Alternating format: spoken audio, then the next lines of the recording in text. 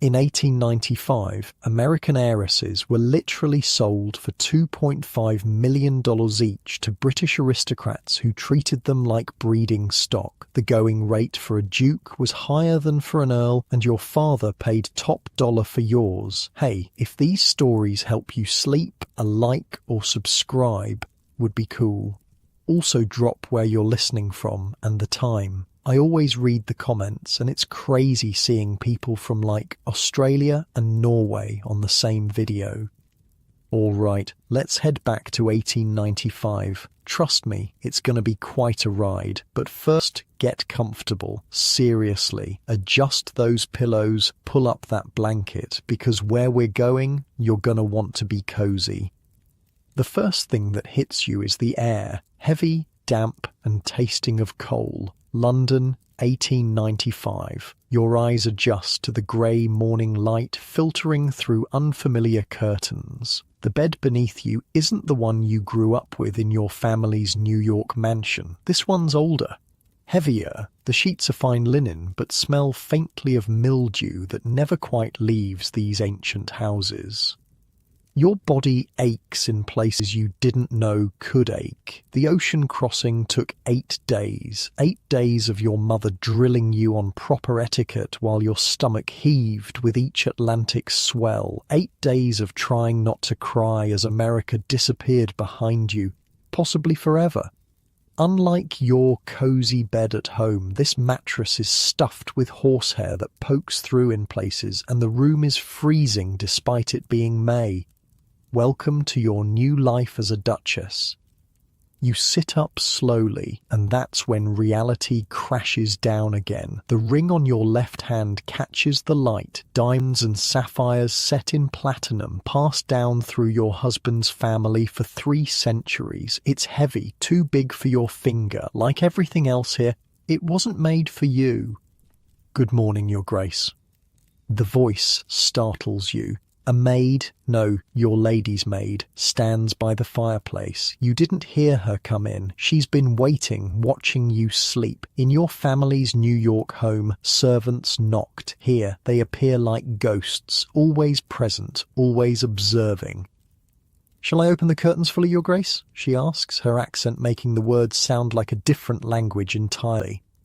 You nod, because what else can you do? You're no longer Charlotte Miller from Fifth Avenue, you're Her Grace, the Duchess of Harrington, and you have absolutely no idea what that means.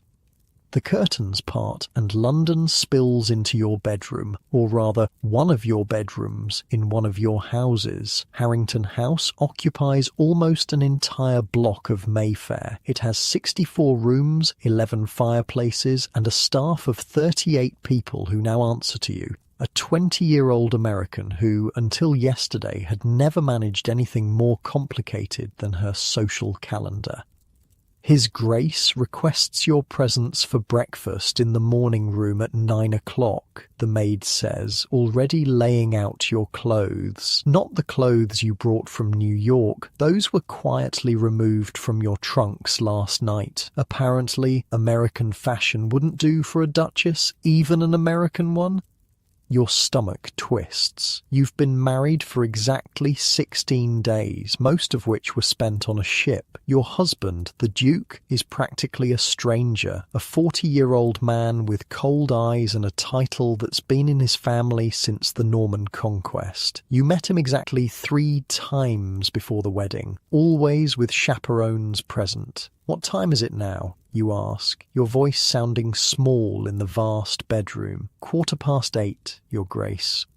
45 minutes. You have 45 minutes to transform from terrified American girl to English duchess. You want to pull the covers back over your head and vanish, but that's not an option anymore. Your father paid too much for this title for you to hide. Okay?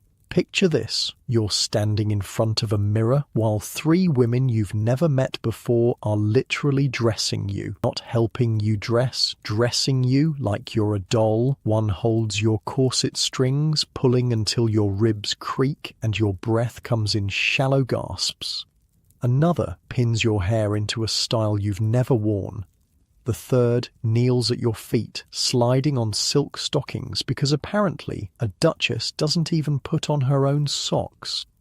"Is this really necessary for breakfast?" you manage to ask between constricted breaths. Your lady's maid, Stevens, you think her name is, looks scandalized. "His Grace expects proper appearance at all times, Your Grace." Of course he does. The Duke of Harrington, your husband, expects a lot of things. Proper appearance, proper behaviour, proper breeding, eventually. That's what you're here for, after all. $2 million for a title, a bloodline for an heir, a business transaction dressed up as a love match. The dress they pour you into is navy blue silk with a high collar and too many buttons. It's beautiful in a severe English way. Nothing like the colourful gowns you wore in New York. It makes you look older, more serious, less American. When they finish, you hardly recognise yourself. The woman in the mirror could be anyone, any English lady with enough money and breeding to look this polished at breakfast time. Is this what your mother wanted when she paraded you through London society last season? Is this what your father paid for?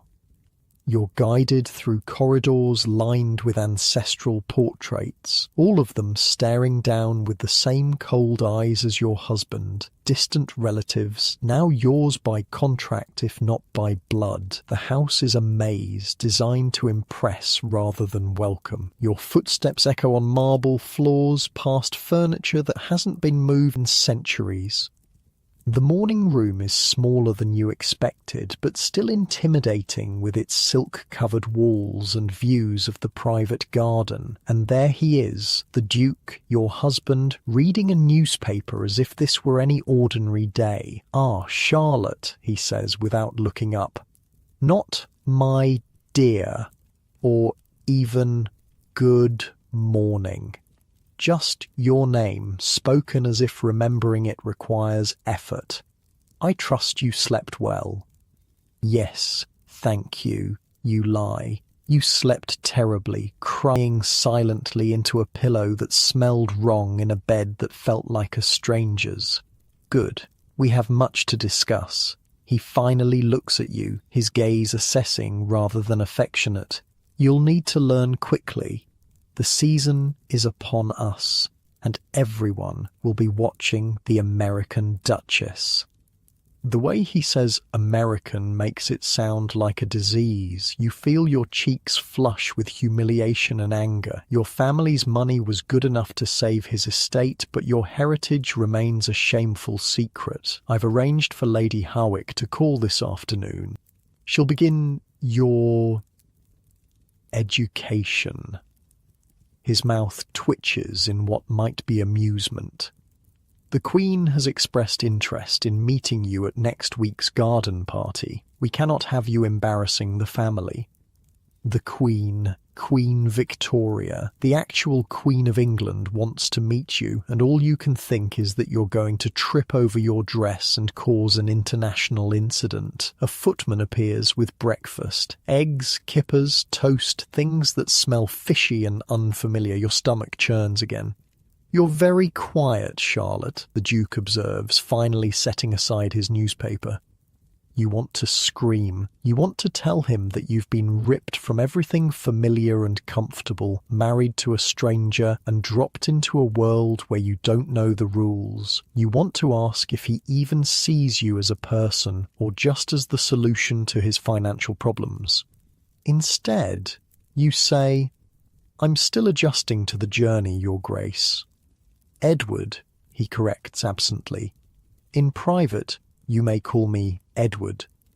It's the first almost kind thing he's said to you. You try to smile, but your face feels frozen. "Your lady's maid," he continues. "Is she suitable?" You have no idea what makes a lady's maid suitable. She seems very efficient. She comes highly recommended. Served the Countess of Merrick before her passing. He takes a sip of tea. "If she doesn't suit, we can find another." The casual way he discusses replacing someone, as if servants are just another piece of furniture to be swapped out, makes you uncomfortable. Back home, your family's staff had been with you for years. You knew their names, their families. "I'm sure she'll be fine," you say, then immediately wonder if that sounded too American. Should a duchess care more about having the perfect lady's maid? "I'll be at my club until dinner," Edward announces, standing abruptly. "Lady Harwick will arrive at 2. Do try to pay attention to her instructions, Charlotte. The Harrington name has stood for 800 years. I won't have it tarnished now." And with that, he's gone, leaving you alone in a room too big and too quiet, wearing clothes too stiff, in a life too strange. Hold up. Let me paint you a picture of what happens next. The moment your husband leaves, a small army of servants appears, as if they've been hiding behind the curtains. The butler wants to know your preferences for dinner. The housekeeper needs approval for the weekly menus. The social secretary, yes, you apparently have one of those now, has a stack of calling cards from curious aristocrats who want to inspect the American curiosity. I don't, you stammer, overwhelmed by questions you don't understand about people you've never met regarding customs you've never learned. The social secretary, Mrs. Finch, a thin woman with shrewd eyes, seems to take pity on you. "Perhaps, Your Grace, we might review these matters after your session with Lady Harwick?" You could kiss her. Yes, that would be preferable. The others withdraw with small bows and curtsies, leaving you with Mrs. Finch. "If I may be so bold, Your Grace," she says once the others have gone, "might I suggest a tour of the house? It would be beneficial for you to become familiar with your new home. Your new home. 64 rooms of guilt and history and judgment. But Mrs. Finch is right. You can't hide in the morning room forever." "Yes, thank you," you say, standing straighter, trying to channel your mother's confidence. "That would be most helpful." The next hour passes in a blur of rooms, each more intimidating than the last. The main drawing room, where you'll receive important visitors. The blue drawing room for more intimate gatherings. The formal dining room, which seats 40. The library, with books older than your entire country. The Duke's study, which you're informed you should never enter without invitation. Your brain swims with rules. Never use the grand staircase when the small one will do. Never address the butler in front of guests. Never wear diamonds before evening. Never, never, never appear anything less than perfect. By the time you reach the portrait gallery, your head is pounding. Generations of Harringtons stare down at you, men with Edward's same cold eyes, women with tight smiles who came before you, many of them American heiresses just like you, their fortunes consumed by this ancient house and its insatiable needs. "This is the late Duchess," Mrs. Finch says, stopping before a portrait of a severe-looking woman with Edward's thin mouth. His Grace's mother. You study the painting, looking for clues about the family you've married into. The woman looks proud, unyielding. There's no warmth in her painted eyes. What was she like, you ask, hoping for some insight. Mrs. Finch hesitates, her professional demeanour slipping for just a moment. "She was devoted to maintaining the dignity of the Harrington name, Your Grace," which tells you absolutely nothing and everything all at once. "And this," Mrs. Finch continues, moving to the next portrait, "is the 8th Duke and Duchess, American, like yourself. The woman in this painting is younger, prettier, with something sad around her eyes despite her formal pose. Another dollar princess, another American girl sold to save an English title. What happened to her, you ask, unable to look away from those sad eyes.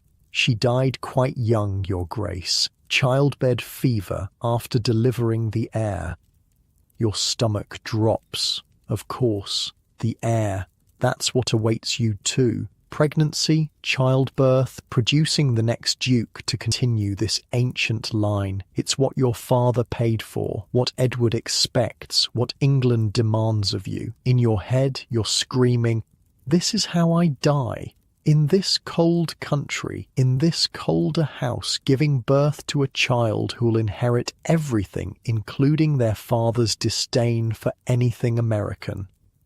Mrs. Finch must notice your expression because her voice softens slightly. "Perhaps we should continue to the gardens, Your Grace. The fresh air might be beneficial." You nod, unable to speak, and follow her down more corridors, past more judging ancestors, through more rooms where you don't belong. The gardens, at least, are beautiful, formal English landscaping stretching toward a small lake. In the distance, you can see groundskeepers working, more staff you'll never really know. "The roses are particularly fine in June," Mrs. Finch says, watching you carefully. "The late Duke was most proud of them. You think of your family's garden in Newport, wild with summer flowers, the ocean breeze carrying salt and freedom. Here, even the flowers are constrained, growing in neat, predictable patterns."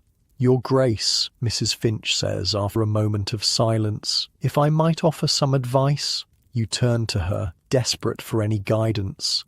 "Please." English society can be challenging for those not born to it, but you're not the first American to become a duchess, and you won't be the last. She straightens her already perfect posture. "Observe carefully, speak little until you're certain, and remember that while they may judge your accent or your manners, your position is unassailable. You are the Duchess of Harrington now. It's the most honest thing anyone has said to you since you arrived. Not comforting, exactly, but real." "Thank you, Mrs. Finch," you say, meaning it. A clock chimes somewhere in the vast house. Mrs. Finch checks her watch. "Lady Harwick will arrive shortly, Your Grace. We should return to prepare for her visit." You take one last look at the garden, at the tiny piece of England that's supposedly yours now, and follow Mrs. Finch back into the mausoleum you're expected to call home. The house feels even larger from the inside than it did from your carriage last night. The ceilings soar so high they disappear into shadow. The furniture, mostly 18th century by the look of it, seems designed for discomfort rather than use. Everything gleams with the labour of servants you'll never fully see. "Your Grace, if I may," Mrs. Finch says as you approach the main staircase. "Lady Harwick is traditional in her views. It would be wise to listen more than speak during your first meeting." "Great. Another person who's going to find you hopelessly American and unsuitable." "I understand." "Very good, Your Grace. Stevens will assist you in changing for Lady Harwick's visit." "Changing? Again? Is this outfit not appropriate?" You gesture to the navy silk dress you've been wearing for barely 3 hours. Mrs. Finch's expression doesn't change, but you sense her internal wincing. "Morning attire is not suitable for afternoon callers, Your Grace. Stevens will have prepared something more appropriate." "Of course. Heaven forbid you wear the same dress for an entire day." You nod and head upstairs, each step feeling heavier than the last. Your bedroom? No, the Duchess's bedroom, which still feels like someone else's space, has been tidied in your absence. Stevens is already waiting with yet another outfit laid out on the bed. "Lady Harwick is quite punctual, Your Grace," she says by way of greeting. "We should begin dressing immediately." And so the process starts again. Unlacing, relacing, pinning, buttoning. This dress is dark green with elaborate beading that weighs a ton. The corset is tightened even further if that's possible. Your hair is adjusted, your face powdered, your entire being reshaped into something alien. "Will I need to change again before dinner?" you ask, trying not to sound as exhausted as you feel. "Of course, Your Grace. Dinner requires evening dress." Stevens says this as if it's the most obvious thing in the world. You close your eyes briefly. 4 outfits in one day. In New York, you might change for a special dinner or ball, but not just to sit in different rooms of your own house. "Your Grace," Stevens says, breaking into your thoughts, "Lady Harwick has arrived." You brace yourself, pulling your shoulders back despite the protest of your corseted ribs. Time to meet the woman who's going to teach you how to be English. Lady Harwick is waiting in the smaller drawing room, a tiny bird-like woman, dressed entirely in black despite not being in mourning. Her grey hair is pulled so tightly into a bun that it seems to stretch her skin, giving her a perpetually surprised expression. She doesn't stand when you enter, which you're pretty sure is a deliberate slight. "So," she says, examining you through a lorgnette, "you're the American, not Your Grace or Duchess, just the American." You force a smile and extend your hand. "Charlotte Harrington." "It's a pleasure to meet you, Lady Harwick." She ignores your hand, which hovers awkwardly in the air before you withdraw it. "Sit," she commands, gesturing to a chair opposite hers. You sit, trying to maintain your dignity despite the humiliation burning in your cheeks. "Let us be clear from the beginning," Lady Harwick says, setting aside her lorgnette. "You have purchased a title that has been in Edward's family for centuries. Your father's railroad money may have saved Harrington House, but it does not automatically make you worthy of being its mistress." The brutal honesty takes your breath away. In New York, people might gossip behind your back, but no one would ever be this direct to your face. You begin, but she cuts you off with a raised hand. "I am not interested in your feelings, child. I am here at Edward's request, to ensure you do not embarrass him or the Harrington name. You will listen, you will learn, and you will become what England requires of you." In your head, you're thinking, your brain's doing the math. No bath for 3 months, like death by smell. Except it's not smell that's going to kill you here. It's these people with their rigid rules and colder hearts. But outwardly, you simply nod. What else can you do? You're alone in a foreign country, married to a stranger, surrounded by people who see you as nothing more than a walking bank account. "Good," Lady Harwick says, apparently satisfied with your submission. "We shall begin with the basics, the proper forms of address for various ranks of nobility. And so begins your education as a duchess. For the next 2 hours, Lady Harwick drills you on an endless list of rules. Never address a duke before he addresses you, unless you outrank him by marriage, which you now do in some cases, a fact that seems to pain Lady Harwick physically. Never turn your back on someone of royal blood. Never discuss politics, religion, or money in polite company. Your head spins with titles and protocols, earls versus viscounts, younger sons of marquises, dowager duchesses, lady this and lord that, each with their own precise form of address that will mortally offend them if you get it wrong. Your posture is atrocious, Lady Harwick announces suddenly. "Stand!" You obey, rising on eggs that have gone numb from sitting so long. Back straight, shoulders down, chin parallel to the floor, she demonstrates, her own posture impossibly rigid. A duchess does not slouch. You try to mimic her stance, feeling like a performing monkey. "Better," she concedes reluctantly. "Now walk to the window and back." You do as instructed, painfully aware of her critical gaze. "Smaller steps," she snaps. You're not racing to catch a streetcar. English ladies glide, they do not stride. For the next 15 minutes you walk back and forth across the drawing room, adjusting your pace, your posture, the position of your hands, until Lady Harwick is marginally satisfied. "We shall work on your curtsy tomorrow," she says finally, "and your accent. That flat American sound must be softened. Even the way you speak isn't good enough. You swallow hard against the lump forming in your throat." One last thing, Lady Howick says, rising from her chair. The Queen, you are to be presented next week. Your stomach drops. So soon? Her Majesty is curious about Edward's American bride. Lady Howick's tone makes it clear this isn't a compliment. You will curtsy deeply. We shall practice extensively and speak only when spoken to. Address her as Your Majesty first, then Ma'am thereafter. Keep your answers brief and defer to her in all things. Meeting Queen Victoria, the most powerful woman in the world. The thought makes you lightheaded. Do not disgrace the Harrington name, Lady Howick adds, gathering her things. Remember that when you appear before the Queen, you represent not only yourself, but centuries of English nobility. No pressure or anything.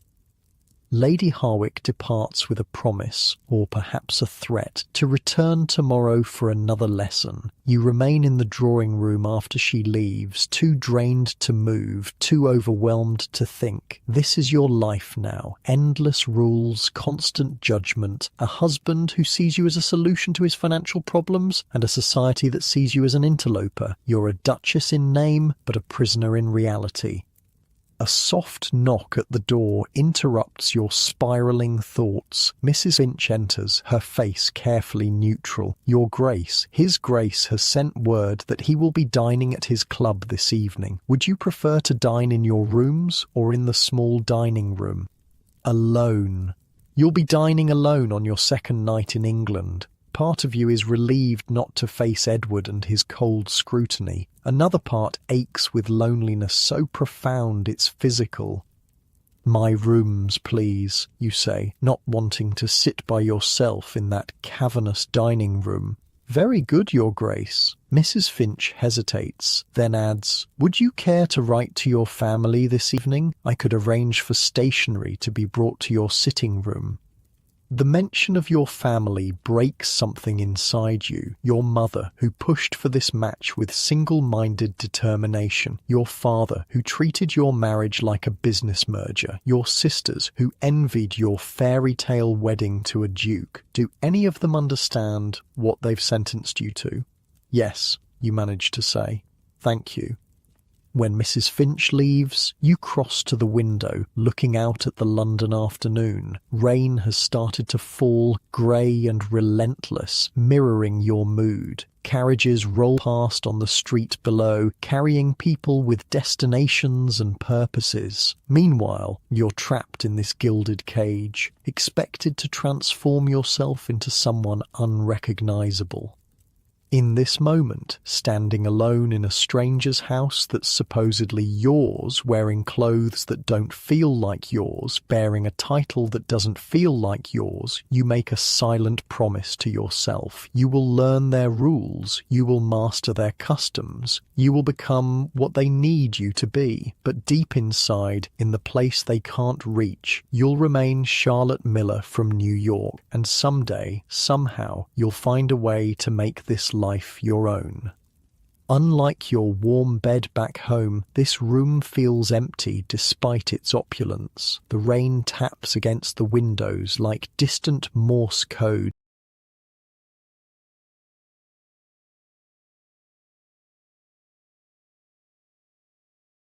Spelling out messages from a world that now seems impossibly far away. You place your hand against the cold glass, watching your breath fog the pain. The only proof that there's still something alive in this mausoleum of tradition. Tomorrow you'll begin again. Lady Howick and her endless rules, a household waiting for your direction, a husband you barely know, a queen you're terrified to meet. But tonight, just for these quiet hours, you allow yourself to remember who you were before you became Her Grace, the Duchess of Harrington. Before your father sold you for title and your mother measured your worth in aristocratic connections. You remember summer afternoons in Newport, salt air and freedom. You remember laughing without worrying who might be listening. You remember being Charlotte, just Charlotte. The girl you were seems like a stranger now, as distant as the New York skyline you watch disappear from the deck of the ocean liner, yet you carry her with you still, hidden beneath corsets and titles, waiting. Somewhere in this vast, cold house, a clock chimes the hour. Another day in your new life has almost passed. One down, thousands to go. Morning comes too soon. You open your eyes to the same unfamiliar ceiling, the same heavy curtains, the same sinking feeling in your stomach. For one blissful moment, between sleep and wakefulness, you forget where you are. Then Stephen's voice cuts through the fog. "Good morning, Your Grace. Lady Harwick will arrive at 10 o'clock for your lessons." Day 2, as a duchess, begins exactly like day 1, being dressed by strangers, picking at unfamiliar food and preparing to be judged. The rain from yesterday has cleared, but the sky outside your window remains stubbornly grey, as if England itself refuses to welcome you. Edward, your husband, though the word still feels foreign in your mind, left a note rather than appearing in person. "Business in the city," it says. "Dinner tonight with Lord and Lady Wexford," it warns. "Be prepared." Be prepared, as if you have any idea what that means. Okay, imagine trying to curtsy in a dress that weighs more than a small child while balancing a book on your head and being stared at by a woman whose face seems permanently frozen in disapproval. That's your morning with Lady Harwick? "Again," she commands after your 5th attempt. "Lower, smoother. You're not collapsing, Your Grace. You're honouring." Your thighs burn with the effort. The heavy beaded dress you've been stuffed into makes balance nearly impossible. The book, some ancient volume of English poetry, wobbles dangerously on your head. "My lady," you begin, desperate for a break. "Lady Harwick," she corrects sharply, "not my lady. That form of address is for servants speaking to their employers." Another mistake. You've lost count of how many you've made this morning. "Lady Harwick," you try again. "Perhaps we might rest a moment." She sighs like you've suggested burning down Buckingham Palace. "The Queen will not rest a moment, Your Grace, nor will English society pause while you catch your breath." Again. And so you dip again into a curtsy that makes your knees protest and your spine strain against whalebone and lacing. "Your hands," Lady Harwick scolds, "not clenched, relaxed, graceful." Lady Harwick's like, "Your curtsy is an insult to 800 years of English nobility," and you're thinking, your face is an insult to human evolution, but outwardly you just adjust your hands, trying to make them look relaxed while your entire body screams with tension. In your head, you're screaming, "I paid $2.5 million to be treated like this." Well, your father did, and right now you'd give another million just to be back home in New York, lounging in the garden with a novel instead of performing like a trained seal for this withered aristocrat. "Better," Lady Harwick concedes finally, though her tone suggests better is still miles from acceptable. "Now, let us review the dinner service. How many pieces of silverware should be at each place setting for a formal dinner?" You hesitate, mentally counting the ridiculous array of specialized utensils you were introduced to yesterday. 16, 22, she corrects with obvious disappointment. "Each with its specific purpose and order of use. We shall practice at luncheon." The thought of eating under her critical gaze makes your appetite vanish, but you nod obediently. This is your life now, endless lessons in things no rational person would consider important. "After luncheon we shall discuss household management," Lady Harwick continues, consulting a small notebook. "As Duchess, you are responsible for overseeing a staff of nearly 40 at Harrington House alone, not counting the country estate. You must learn their duties, their hierarchies, and how to properly direct them without seeming to give direct orders." Heaven forbid a duchess actually tell someone what to do in clear language. Everything here is wrapped in layers of suggestion and implication. You're beginning to understand why the English aristocracy is dying out. They're too exhausted from following their own rules to reproduce. "Is something amusing, Your Grace?" Lady Howick asks sharply. You realise you've been smiling at your own thoughts. "No, Lady Harwick, I'm simply eager to learn." She doesn't believe you. Her pinched expression makes that clear, but she continues. "This afternoon the dressmaker will arrive for your fitting. The garden party at Buckingham Palace is only 5 days away, and your current wardrobe is entirely unsuitable." The garden party? Meeting the Queen? Your stomach twists with anxiety. What will be expected of me?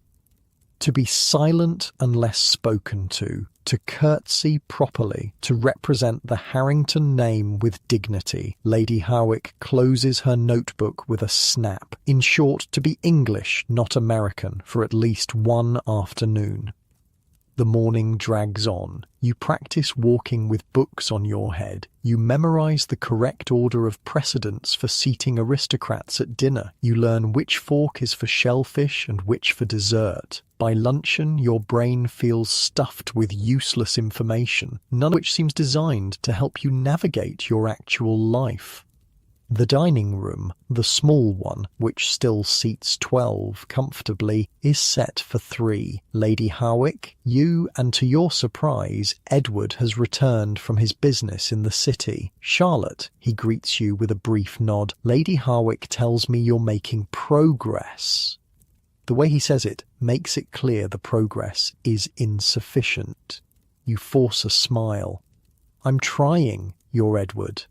"The garden party," he says, taking his seat at the head of the table. "You understand its importance?" "Yes," you answer, though you're not entirely sure you do. Is it just about meeting the Queen, or is there more at stake? "The Harringtons have served the crown for centuries," Edward explains, apparently reading your confusion. "Royal favour is essential to our position. The Queen has expressed specific interest in meeting you. It is unusual." Lady Harwick sniffs. Her Majesty has always had a curiosity about Americans, ever since that Churchill woman married Lord Randolph.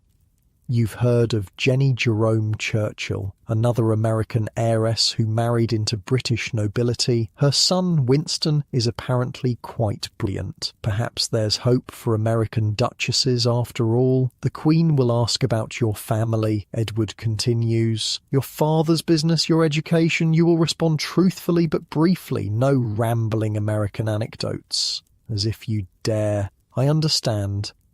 "Do you?" Edward's gaze is cool. "Everything we have, this house, our position, the Harrington legacy, depends on maintaining proper relationships. The Queen's favour, society's respect. These are not trivial matters, Charlotte. In other words, don't embarrass him.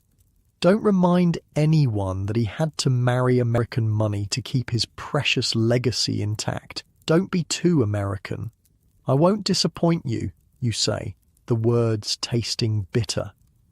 The servants begin serving luncheon, some kind of clear soup that smells faintly of herbs. You watch Lady Howick carefully, mirroring her every move. Napkin just so, spoon from the outside in, sip, don't slurp, back straight, shoulders down. "The Wexfords," Edward says after a moment of silence. "They're dining with us tonight. The Earl is a close friend from school. His wife is traditional. Another test, another opportunity to fail. I look forward to meeting them," you lie.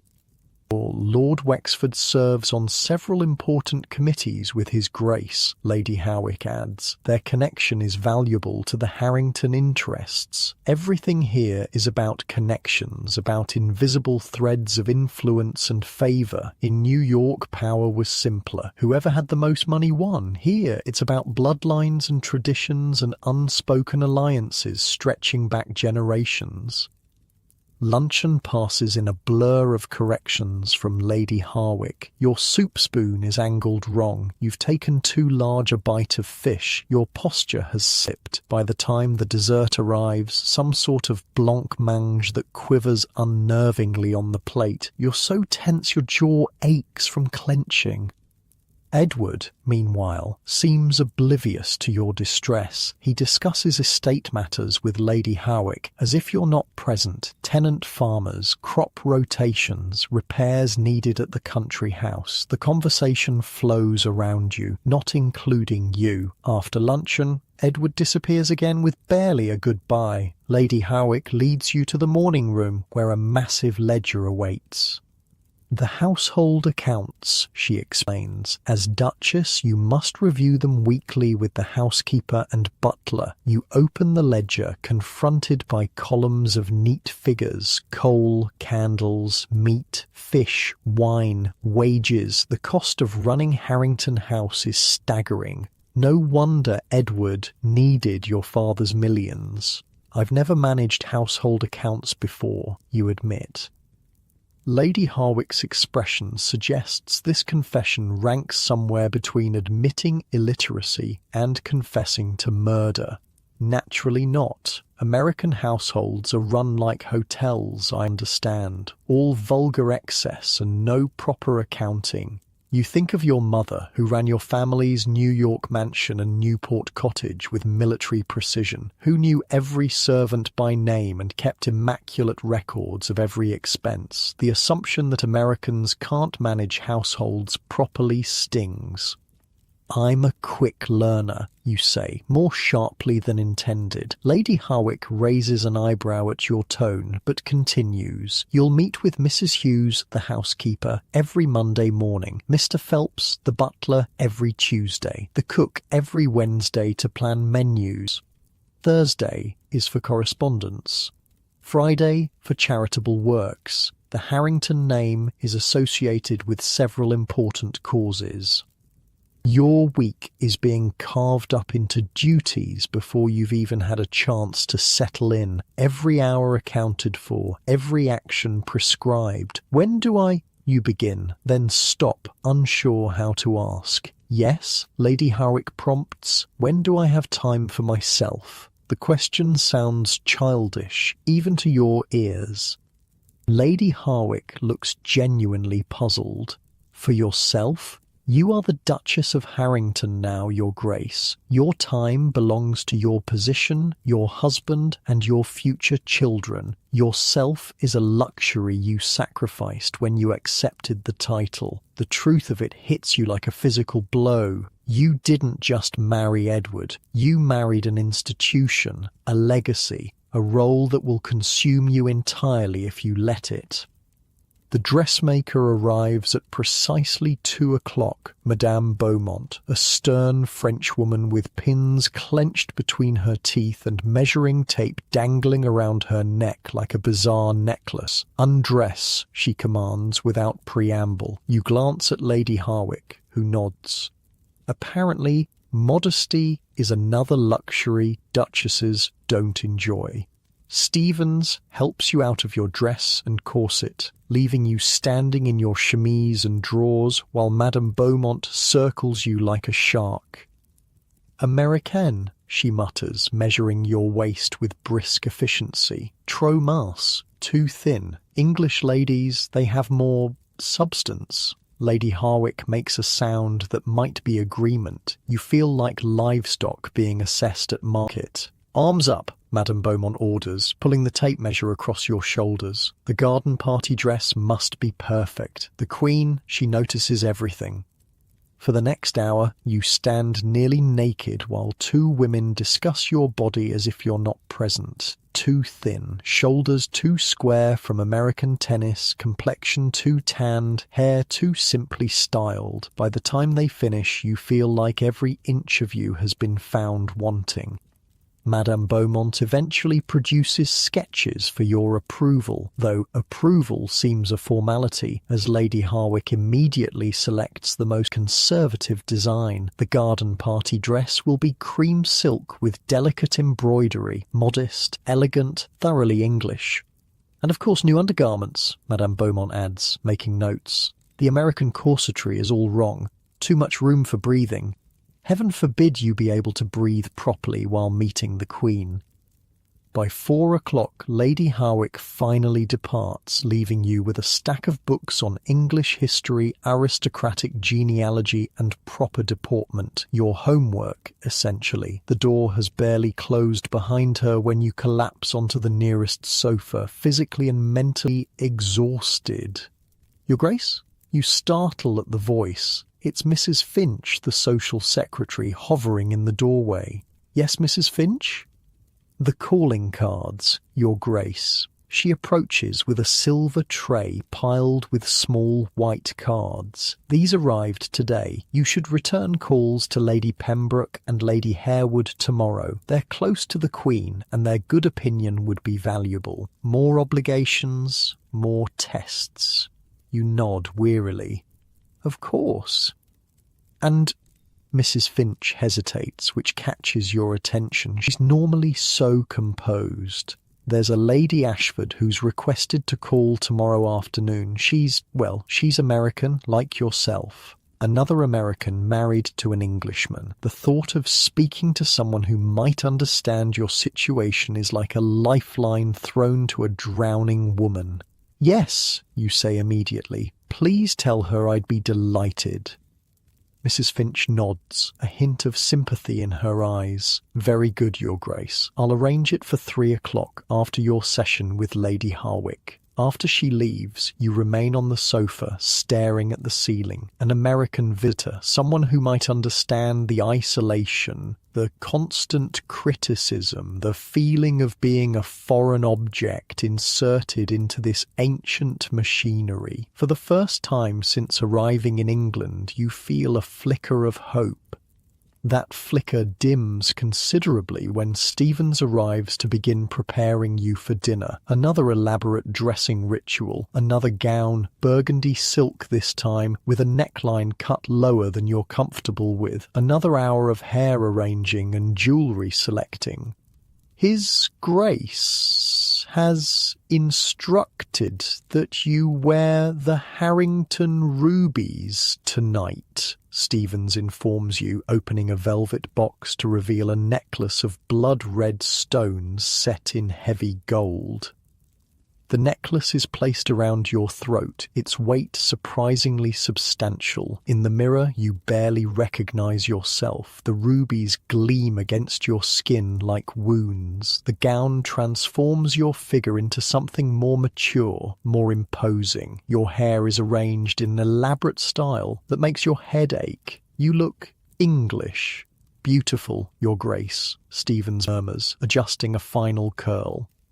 You're not sure beautiful is the right word. Transformed might be more accurate, or erased. The Wexfords arrive precisely at 7. Lord Wexford is a portly man with impressive whiskers and a booming laugh. Lady Wexford is thin, aristocratic, and immediately reminds you of Lady Harwick. The same assessing gaze, the same barely concealed disdain. The American Duchess, Lord Wexford says, kissing your hand with slightly too much enthusiasm. Charming, absolutely charming. How interesting to meet you, Lady Wexford adds, her tone suggesting interesting is not a compliment. We've heard so much about your father's railroads, and there it is, the reminder that you're not really a duchess in their eyes. You're just the daughter of a man with enough money to buy his way into their world. Edward appears at your side, hand at the small of your back, guiding you toward the drawing room. The touch is not affectionate but proprietary, a reminder to perform your role correctly. Charlotte has been working diligently with Lady Harwick, he tells the Wexfords, as a footman serves sherry. The Queen has expressed interest in meeting her at next week's garden party. Indeed, Lady Wexford's eyebrows rise. How unusual. Her Majesty has always had a soft spot for Americans, Lord Wexford says with a chuckle. Ever since young Winston Churchill started making a name for himself, blood will tell, eh? The conversation circles around people you don't know, events that happened before you were born, and subtle social cues you can't begin to decipher. You smile when Edward glances your way, nod at appropriate intervals, and try desperately not to make any obvious mistakes. Dinner is announced, and Edward leads Lady Wexford in, while Lord Wexford offers you his arm. The dining room, the formal one this time, gleams with silver and crystal. Candles flicker in heavy silver candelabras. Footmen stand at attention around the perimeter, watching, waiting, judging. I understand you're to be presented at court as well, Lady Wexford says as the soup is served. After the garden party. You look to Edward, who hasn't mentioned any court presentation. He nods slightly. Yes, arrangements are being made. Another test you haven't been prepared for. Your anxiety spikes. My niece, Lady Mary, is being presented this season, Lady Wexford continues. Such a lovely girl. Properly educated at home, of course, not sent to one of those modern schools. The Wexford bloodline goes back to the conquest, you know. The implication is clear. Lady Mary represents everything you're not. English, properly educated, from an ancient bloodline. How fascinating, you manage to reply, using the exact tone your mother employed when dealing with tedious social climbers in New York. The American educational system is quite different, of course. My schooling included mathematics, sciences, and 3 modern languages in addition to the usual feminine accomplishments. Lady Wexford looks slightly taken aback by your response. Edward shoots you a warning glance. Too American, his eyes say. Too direct. But Lord Wexford laughs. Capital, the girl has spirit, Harrington. Good American spirit. That's what the old families need these days. Fresh blood and fresh thinking. Dinner proceeds through its many courses. You navigate the array of silverware successfully thanks to Lady Harwick's drilling. You make appropriate small talk about the weather, dreadful, London society, exclusive, and the upcoming season, promising. You avoid politics, religion, and anything remotely controversial. By the time the ladies withdraw to the drawing room, leaving the men to their port and cigars, you're mentally exhausted from the constant vigilance. You've done well with her, Edward, you overhear Lord Wexford say as you exit. Still American, of course, but not entirely hopeless. In the drawing room, Lady Wexford sips her coffee and studies you openly. Tell me, Duchess, how are you finding English society? Very different from New York, I imagine. You choose your words carefully. Different in some ways, yes, but fundamentally, society is society wherever one goes. There are always rules to follow and appearances to maintain. She seems neither impressed nor offended by your answer. And your family, they've returned to America? Yes, after the wedding, leaving you quite alone. There's a hint of something almost like sympathy in her voice. It's never easy being a foreign bride in England, even for Americans. You look at her more closely, wondering if there's actual human feeling beneath the aristocratic facade. No, it's not easy. The first year is the worst, she says, surprising you. The loneliness, the constant feeling of being judged and found wanting, the cold. She sips her coffee. English houses are always cold. Have you noticed? Even in summer, you're so startled by the momentary connection that you answer honestly. I thought it was just me. I've been freezing since I arrived. Extra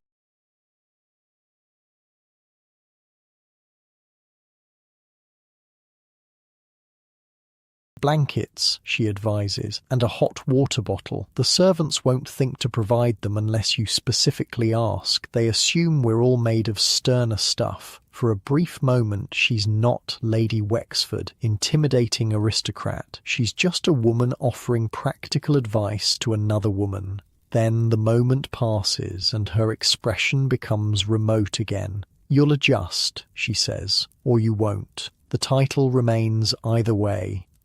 When the men rejoin you, the conversation turns to hunting, Edward's passion, politics, carefully general, and London gossip, people you don't know doing things you don't understand. You smile until your face hurts, laugh at jokes that aren't funny, and count the minutes until the evening ends. Finally, the Wexfords depart in a flurry of thank yous and promised reciprocal invitations. The door closes behind them, and you sag slightly, the tension of the evening catching up with you. Not entirely disastrous, Edward observes, which you suppose is his version of a compliment, though you were rather forward with Lady Wexford about your education. She was rather forward about my inadequacies, you counter before you can stop yourself. To your surprise, Edward's mouth twitches in what might almost be amusement. Yes, well, Augusta Wexford would find inadequacies in the Archangel Gabriel. The important thing is that Wexford himself was impressed. His influence with the Queen is significant. Always the Queen. Always influence and connections and appearances. Is there anything in Edward's world that isn't calculated for advantage? I'm tired, you say, suddenly unable to maintain the pretense any longer. If you'll excuse me. He studies you for a moment, then nods. Of course, tomorrow will be another busy day, another day of lessons and judgments and reminders that you're not what they wanted, just what they needed to pay their debts. You climb the grand staircase slowly, feeling the weight of the Harrington rubies around your neck, the weight of the Harrington name on your shoulders. In your bedroom, Stevens helps you undress in silence. The rubies are returned to their velvet box, the elaborate gown is whisked away, your hair is unpinned, brushed and braided for sleep. You're prepared for bed as meticulously as you prepared for dinner. Every step a ritual, every movement choreographed. When Stevens finally leaves, you stand at the window looking out at the London night. Somewhere out there, in one of those houses with gleaming windows, is Lady Ashford, the American who's coming to call tomorrow, someone who might understand, someone who might offer guidance through this maze of rules and expectations. You crawl into the massive bed, pulling the two thin blankets around you, thinking of Lady Wexford's advice about hot water bottles. It's a small thing, but it feels like the first practical help you've received since arriving. Tomorrow will bring Lady Harwick and her endless lessons. It will bring new challenges, new opportunities to fail, but it will also bring Lady Ashford, and with her perhaps a small slice of home. You close your eyes, exhausted but slightly less despairing than the night before, one small step at a time, one rule mastered, one dinner survived, one connection made. You're still Charlotte Miller from New York, even if you're hidden beneath layers of silk and title and expectation. And tomorrow you'll meet another woman who's walking the same tightrope between worlds. Sleep comes more easily tonight, despite the unfamiliar bed and the cold that seeps through the walls of this ancient house. You dream of hot water bottles and American voices and Queen Victoria asking you about railroad stocks while you balance books on your head and curtsy until your knees give out. By your third day in London, you've established a routine of sorts. Wake up cold, get dressed by Stevens while pretending to be fully awake, eat a breakfast you don't really want, endure Lady Harwick's lessons until your brain feels like it's been stuffed with cotton wool. The monotony is almost comforting until you remember that today Lady Ashford is coming. An American. Another woman who crossed an ocean for a title. Someone who might actually understand. Lady Harwick notices your distraction during the morning's lesson on the correct way to address the younger sons of dukes versus the younger sons of earls. "Your Grace," she says sharply, "am I boring you?" "No, Lady Harwick," you answer automatically. "I'm simply processing the information." She sniffs. Processing. How very American. In England, we simply learn. You bite back a response about how in America education involves understanding rather than rote memorization. Lady Ashford is coming at 3. You just need to survive until then. The morning crawls by. You practice your curtsy until your thighs burn. You memorize the names and titles of every person you might conceivably meet at the Queen's garden party. You learn which flowers are appropriate for which occasions. No lilies at weddings, no chrysanthemums in mixed company, never ever tulips. "Lady Ashford," Lady Harwick says during luncheon, her tone making the name sound like a disease. "She's calling this afternoon?" "Yes," you reply, trying to keep your voice neutral. "Mrs. Finch arranged it." Lady Harwick butters a piece of bread with surgical precision. "Catherine Ashford, another American, married Lord Ashford 5 years ago, a Boston girl, I believe." The way she says Boston girl suggests it ranks somewhere below scullery maid in her estimation. "Is there something wrong with Lady Ashford?" you ask, unable to hide your concern. If Lady Harwick disapproves, does that mean Edward will forbid the visit? Wrong? No. Lady Harwick takes a small, deliberate bite of bread. She's simply modern in her views. Lord Ashford indulges her rather more than is traditional. Modern sounds promising. Indulged sounds even better. "I'll be sure to maintain proper decorum during her visit," you promise. Lady Harwick gives you a look that suggests she doesn't believe you for a second. See that you do. The Harwick name has stood for 800 years. You finish mentally along with her. By the time 3 o'clock approaches, you're practically vibrating with anticipation. Stevens has dressed you in a reception gown of pale blue silk, understated by American standards, but still formal enough to receive a Viscountess. You wait in the smaller drawing room, perched on the edge of a chair that's been in the Harrington family since before your country existed. The clock on the mantel ticks loudly in the silence. "Lady Ashford," Phelps announces from the doorway, and your heart leaps. She sweeps in like a breath of fresh air. Tall, auburn-haired, dressed in a gown that's just a touch more fashionable than English propriety dictates. Her smile is genuine, her eyes sharp and intelligent. "Your Grace," she says with a perfect curtsy. "Thank you for receiving me." You rise, remembering at the last second that you're supposed to extend your hand for her to take, not shake hers American style. "Lady Ashford, I'm delighted you could come." The formalities observed, she glances at Phelps, still hovering in the doorway. "Tea, I think? And perhaps some privacy?"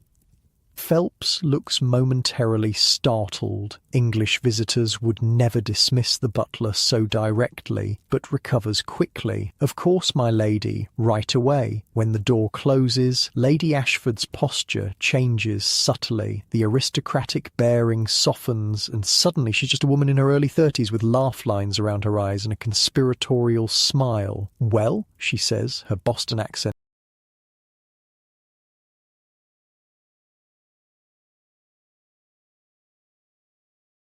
slipping through. "Another American in the lion's den. How are you holding up, Duchess?"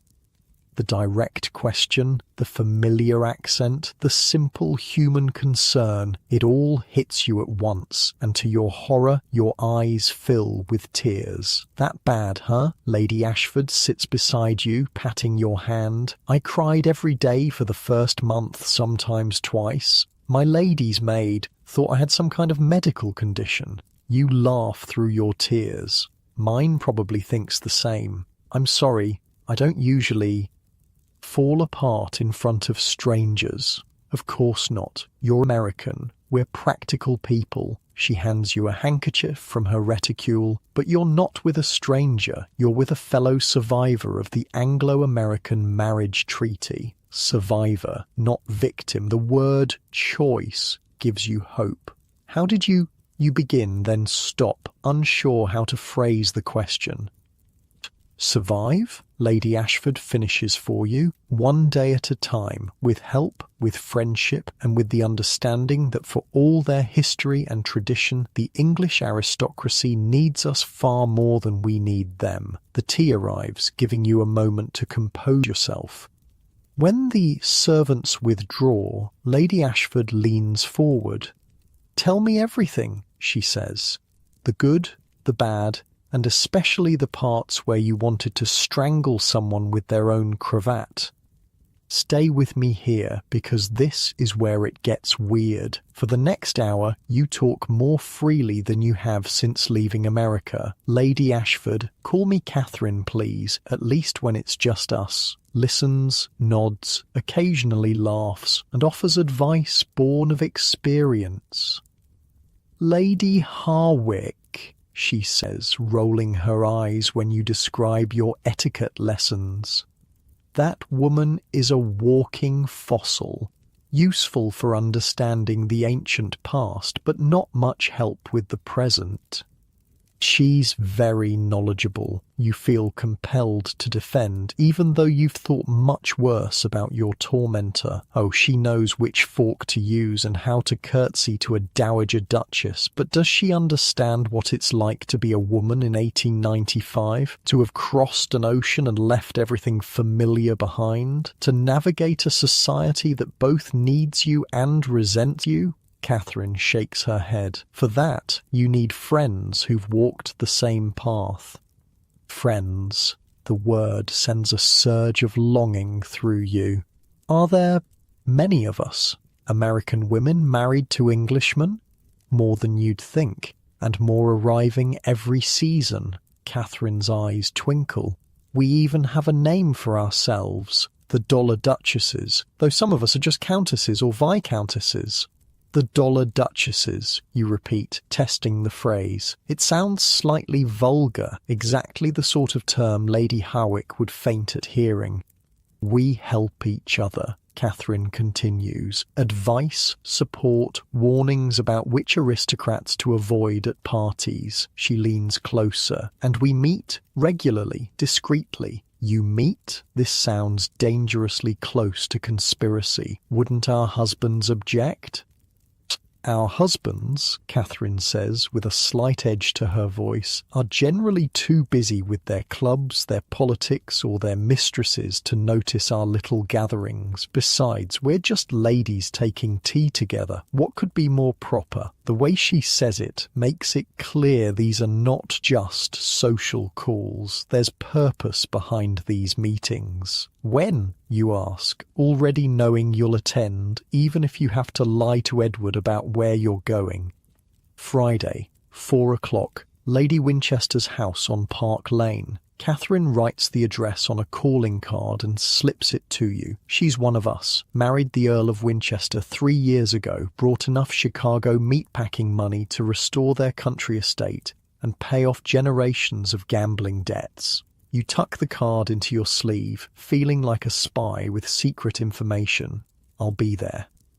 Good. Catherine's expression grows more serious. Until then, a word of advice about the garden party. The Queen is not what you might expect. She's sharper than people realise, and she has a soft spot for Americans, despite what the old guard might tell you.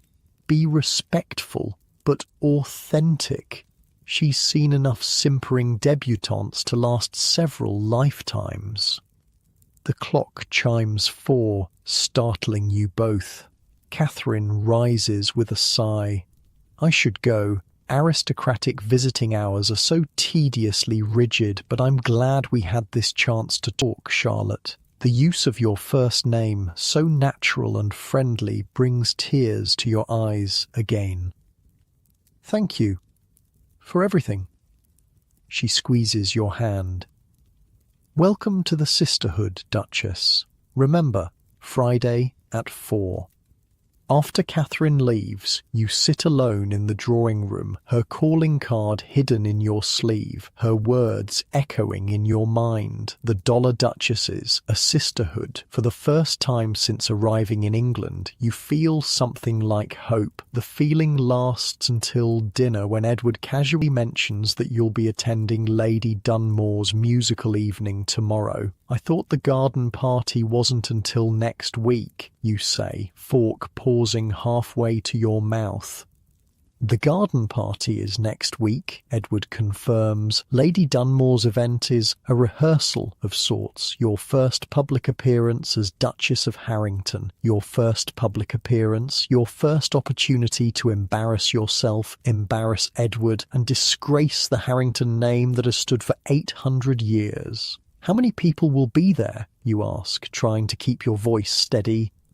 50 or 60, intimate by London standards. Edward takes a sip of wine. The cream of society, several close to the Queen. So not just any 50 or 60 people, the most important, most judgmental, most aristocratic people in London, watching you, evaluating you, waiting for the American Duchess to make a mistake. I see, you manage to say. Edward studies you across the table. Lady Harwick assures me you're adequately prepared.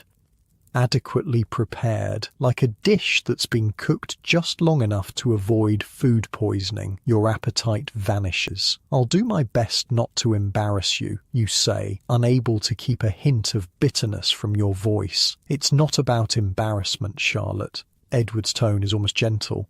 It's about integration. You're a Harrington now. These people, their opinion matters to our position, our future. Our position, our future, not yours and mine, the Harrington legacy.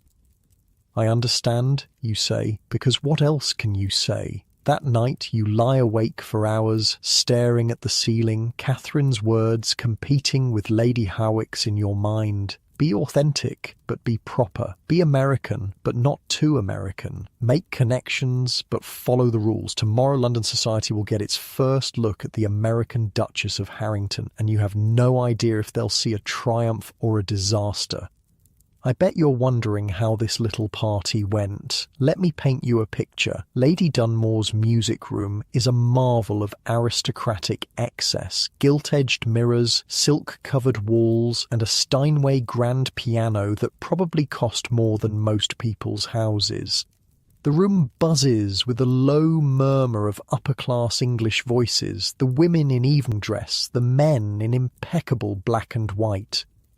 You stand just inside the doorway, Edward at your side, feeling like a butterfly pinned to a board. Every eye in the room turns to assess you, the American interloper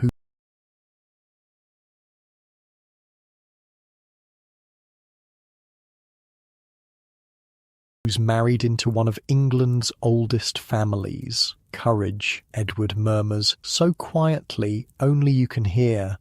It's the closest thing to support he's offered since your arrival. The next 2 hours blur into a parade of introductions, curtsies, and carefully modulated small talk. You navigate the social minefield with Lady Harwick's lessons ringing in your ears. Don't speak until spoken to. Don't sit before a higher-ranking lady sits. Don't discuss politics, religion, or anything remotely controversial. The Duchess of Marlborough, a fellow American, Consuelo Vanderbilt, gives you a sympathetic glance across the room, but doesn't approach. She's surrounded by her own circle of aristocratic admirers, playing her role to perfection. The American Duchess, a voice says behind you, the tone making it clear this is not a compliment. How exotic.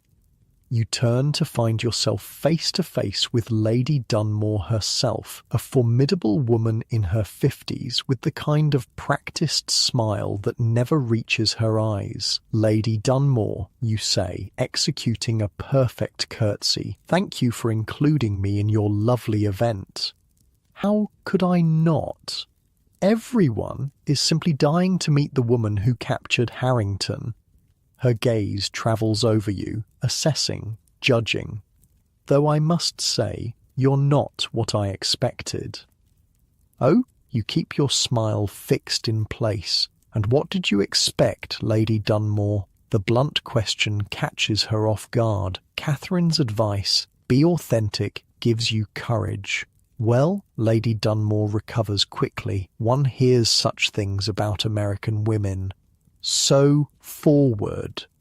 So modern. The way she says modern makes it sound like a contagious disease. I hope I won't disappoint you too greatly, you reply with just a hint of irony. A young man nearby smothers a laugh. Lady Dunmore's eyes narrow slightly before she moves on to her next victim. Careful, the young man says, stepping closer. Lady Dunmore has a long memory and a sharp tongue. He's perhaps 30, handsome in an English way, fair hair, blue eyes, the kind of aristocratic features that come from centuries of selective breeding. Lord James Winters, he introduces himself with a slight bow. No title of my own, I'm afraid. Just a younger son with more manners than prospects. There's something refreshingly unpretentious about him, a twinkle in his eye that suggests he doesn't take the pageantry of aristocratic life too seriously. Charlotte Harrington, you reply. Then remember your new status. I mean, the Duchess of Harrington. Still getting used to the title? His smile is understanding rather than mocking. Must be a rather dramatic change, New York to London.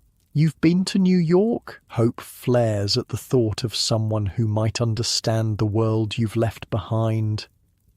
Several times. My brother, the Earl, with all the land and none of the sense, sent me to investigate American investments. He lowers his voice conspiratorially. I rather think he hoped I'd return with an heiress of my own. Alas, I came back with only business contracts and a taste for proper cocktails. You laugh, the sound surprising you after days of careful restraint. New York does make excellent cocktails. Criminal what passes for a mixed drink in London, Lord James agrees, though I did discover a small establishment near Covent Garden that makes a passable Manhattan. Perhaps Charlotte. Edward's voice cuts through the conversation as he materializes at your side. I see you've met Lord James. There's a coolness in his tone that wasn't there before. You realise with a start that you've been talking to Lord James for several minutes, laughing, enjoying yourself, while Edward was elsewhere in the room. Is that not allowed? Are duchesses supposed to remain silently decorative until their husbands return? Yes, we were just discussing New York, you explain. Indeed, Edward's expression is unreadable. The Countess of Warwick was asking after you. We shouldn't keep her waiting. It's a dismissal, not just of the conversation, but of Lord James himself. The younger man takes it with good grace, bowing slightly to you both. A pleasure, Your Grace, he says. I hope we'll have the chance to continue our discussion of American spirits another time. As Edward leads you away, his hand firm on your elbow, you sense his disapproval. Lord James is known for his appreciation of American women, he says quietly. It would be best to maintain a certain distance. The implication is clear. Lord James is a flirt, possibly worse, and not an appropriate companion for the Duchess of Harrington. The warning stings. You weren't flirting, just having a normal conversation with someone who didn't treat you like an exotic specimen or a walking bank account. The Countess of Warwick turns out to be yet another aristocratic matron with perfect posture and a sceptical gaze. The conversation is stilted, formal, filled with references to people and events you don't know. You smile until your face hurts, laugh at jokes that aren't funny, and try desperately to remember every lesson Lady Harwick drilled into you. When the musical portion of the evening begins, a soprano performing Italian arias, you're seated between Edward and an elderly duke who falls asleep halfway through the first song. The music washes over you, beautiful but distant, like everything else in this new life. Your gaze drifts around the room, taking in the elaborate gowns, the perfectly coiffed hair, the fortunes in jewels adorning throats and wrists and ears. These people are your peers now, supposedly, but you've never felt more like an outsider. Across the room, Lord James catches your eye and gives you a small, sympathetic smile. You quickly look away, remembering Edward's warning, but the brief moment of connection lingers, a reminder that not everyone in London society views you as an intruder or a curiosity. The soprano finishes to polite applause. Tea and small cakes are served. More introductions, more carefully regulated conversation. You perform your role flawlessly, or at least without obvious mistakes. Edward seems satisfied, if not pleased. By the time your carriage arrives to take you home, exhaustion has settled into your bones. The constant vigilance, the careful self-monitoring, the weight of the Harrington expectations, it's all so much heavier than you imagined. "You did well," Edward says as the carriage pulls away from Lady Dunmore's house. It's the closest thing to a compliment he's given you. "Thank you," you reply, too tired to feel much pride in the achievement. "Did I integrate successfully?" He glances at you, perhaps catching the hint of irony in your voice. "The Countess of Warwick found you charming. Lady Pembroke has invited us to dinner next week. Lady Dunmore was less enthused, but her opinion carries less weight than it once did." A successful debut, then, by the cold calculus of aristocratic approval. You should feel triumphant. Instead, you just feel tired. "And Lord James?" you ask before you can stop yourself. "Was my conversation with him a social failure?" Edward's jaw tightens slightly. "James Winters is charming and well-connected, but he has a reputation, a certain recklessness with women, particularly American women." "I see." You look out the carriage window at the darkened London streets. "I wasn't flirting with him, if that's what you're concerned about." "I'm concerned about appearances, Charlotte." Edward's voice is cool. "A young, beautiful duchess will attract attention. Some of it welcome, some not. It's important to be discerning."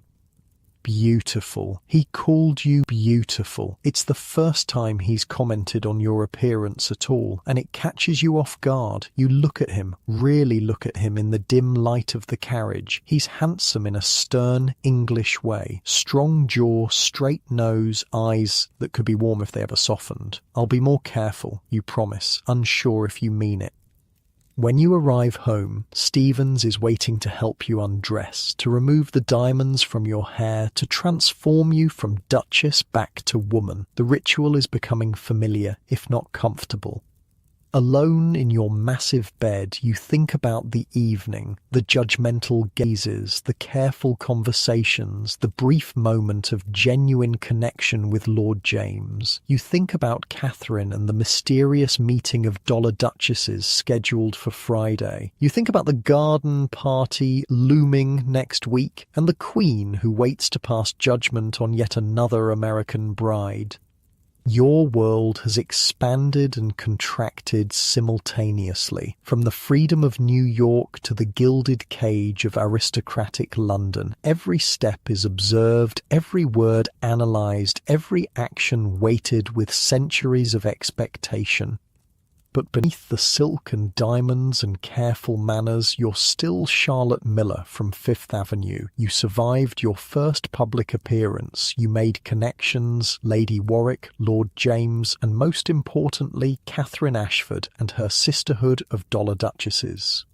Small victories, perhaps, but victories nonetheless.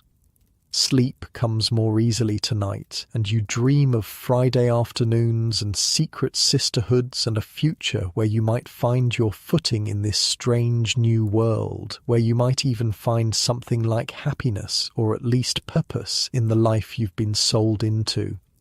Tomorrow brings Lady Harwick and more lessons. The day after, another dinner with strangers who'll evaluate your worth based on your accent and your manners. But Friday brings Catherine and the Dollar Duchesses, and for the first time since arriving in England, you have something to genuinely look forward to.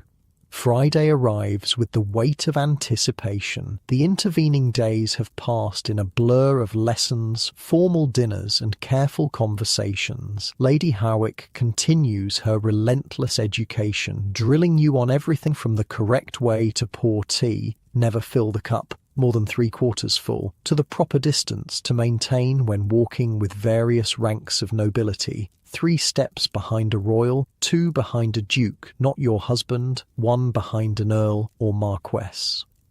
You absorb it all with outward compliance and inner rebellion. Each rule, each correction, each subtle sigh of disapproval when your American accent slips through, they're all stones in the wall being built around you. But now you have a secret. Catherine and the Dollar Duchesses. A crack in that wall.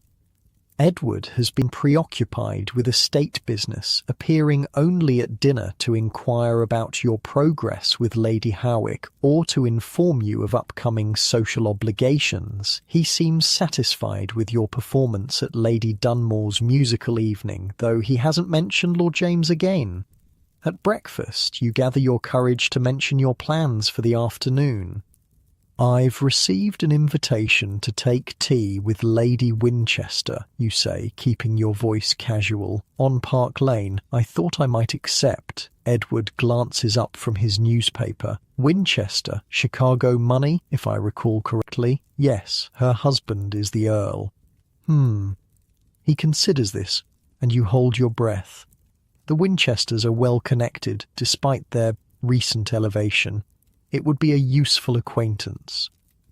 Recent elevation, as if a title that's only been in the family for 300 years instead of 800 is practically nouveau riche. Then I have your permission to go? You hate having to ask, hate the way marriage has reduced you to seeking approval for a simple social call. Of course, take the carriage, be back by 6. We're dining with the Pembrokes tonight. Another dinner? Another performance, but you're too focused on the afternoon's secret meeting to worry about that now.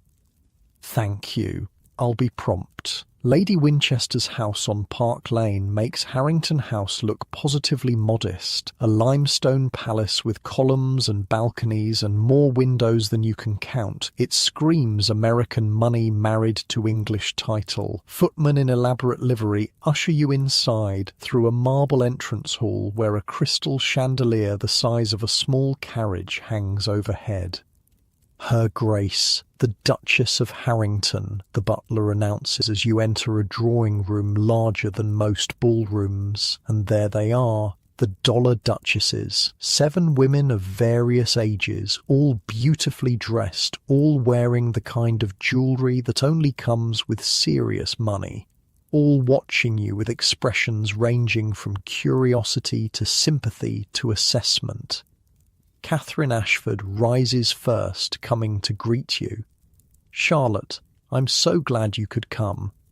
The use of your first name immediately sets the tone. Here, you're not just the Duchess of Harrington, you're Charlotte. Lady Winchester, a striking blonde woman in her 30s, approaches next. Welcome to our little gathering, Duchess, or should I say, welcome to the American Embassy. The others laugh, and you realise this is an old joke among them. Call me Charlotte, please, you say, and the simple request feels like shedding a heavy cloak. Then I'm Emma, Lady Winchester replies. All that lady business is for public consumption only. She introduces the others: Margaret, Countess of Dorset, Pittsburgh Steel; Louisa, Viscountess Harding, San Francisco Shipping; Pamela, Lady Thornfield, Boston Banking; Clara, Marchioness of Westmere, Philadelphia Real Estate; and Sarah, Duchess of Broughton, New York Finance. Each woman represents a different American fortune, a different English title, a different transaction disguised as a love match. You're ushered to a seat in the circle, a cup of tea pressed into your hands, and suddenly the questions begin. How are you settling in? Has Lady Harwick driven you mad yet? Have you met the Queen? How terrible is your mother-in-law? It's overwhelming, but in the best possible way. Genuine interest, genuine concern, genuine understanding. Ladies, Catherine intercedes finally, let's not terrify her on her first visit. Charlotte's only been in London for a week.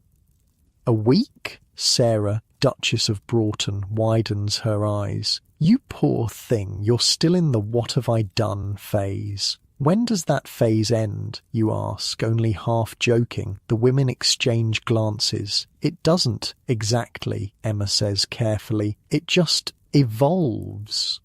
Into what? Resignation, says Louisa. Adaptation, offers Margaret. Strategy, says Clara with a slightly wicked smile. They each tell a piece of their story, how they came to England, how they struggled, how they survived. Emma's husband gambled away half her fortune before she took control of the purse strings. Margaret's mother-in-law tried to send her back to America when she didn't produce an heir in the first year. Louisa discovered her husband had a second family in Scotland. They need our money, Clara says bluntly, but they resent needing it, and they definitely resent us. Not all of them, Catherine amends. Some of the younger generation are different, more accepting, like Lord James Winters, Pamela adds with a knowing smile. I hear he was quite attentive to our newest Duchess at Lady Dunmore's musical evening. You feel your cheeks flush. We only spoke briefly about New York. James is one of the good ones, Catherine says. His brother, the Earl, married an American too, Helen Woodbury from Baltimore. She's abroad at the moment, or she'd be here today. Edward, my husband, warned me about him, you admit. Said he has a reputation with American women. The women exchange glances again, something unspoken passing between them. Lord James appreciates American directness, Catherine says carefully, and yes, he's been linked romantically with several American visitors to London, but he's also a valuable ally, one of the few aristocrats who treats us as equals, not just walking bank accounts. Wait, it gets better. Emma's like, you want to know the real reason most of these English lords warned their wives away from James? He encourages us to maintain some independence, to keep a portion of our money in our own names, to have a voice in how our fortunes are spent. And you're thinking, so basic human dignity is a threat to the aristocracy. Cool. There's a moment of silence as you absorb this. The idea of maintaining financial independence hasn't even occurred to you. Your father transferred your dowry directly to Edward, $2.5 million in railroad stock, the income now controlled entirely by your husband. Is that possible, you ask? To maintain control of your own money? It's not just possible, it's essential, Clara says firmly. My husband nearly bankrupted us both in his first year as Marquess. I had to take drastic measures. She threatened to return to Philadelphia and stop the flow of funds, Emma explains with admiration.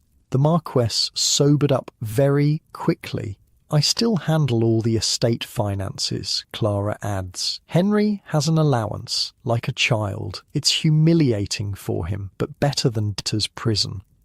The thought of Edward on an allowance is so absurd you almost laugh. He's the Duke of Harrington. He has 800 years of aristocratic authority behind him, and yet I don't even know the state of the Harrington finances, you confess. I've seen the household accounts, but nothing about the estate itself. The women exchange significant looks. That's your first task then, Catherine says. Knowledge is power, Charlotte. Find out exactly what your money is paying for.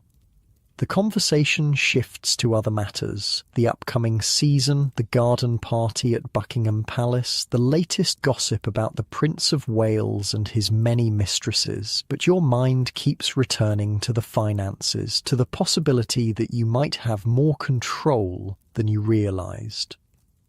We meet every Friday, Emma tells you as the gathering winds down.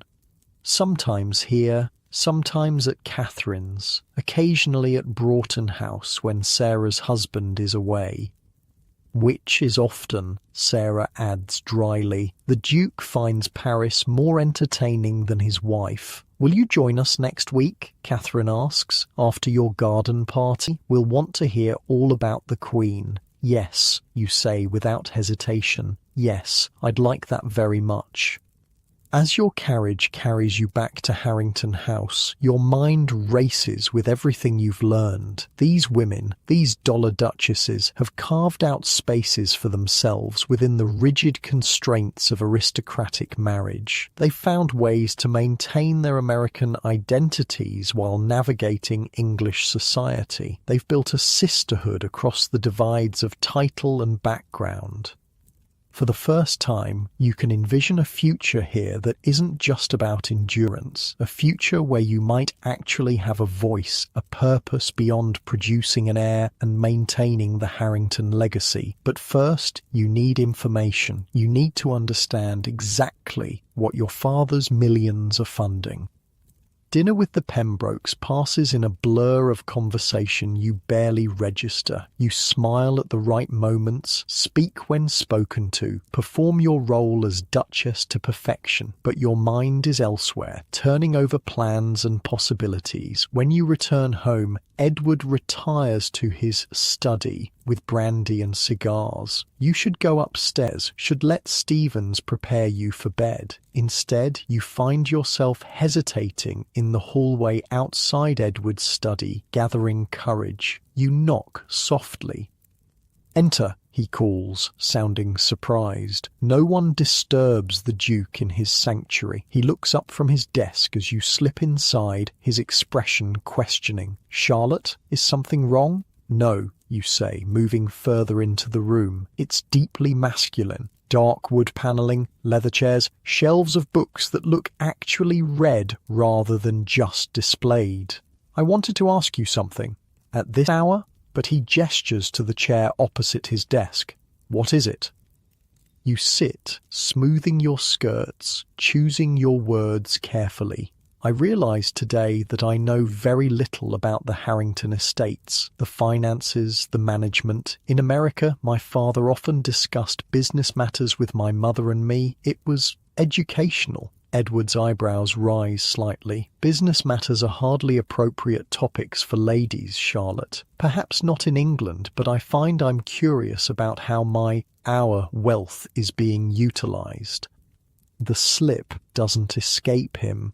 His jaw tightens. "Your father's settlement was quite generous. Yes, it has been put to good use, I assure you." "I'm sure it has. I would just like to understand the details." You keep your voice light, reasonable.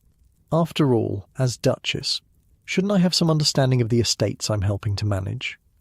"The estate manager and I handle those matters." Edward's tone cools further. "Lady Harwick is instructing you on household management, which is the proper domain for a duchess. You think of Clara, who manages her husband's entire estate, of Emma, who controls the purse strings of the Winchester fortune, of Catherine, who speaks of strategy and independence."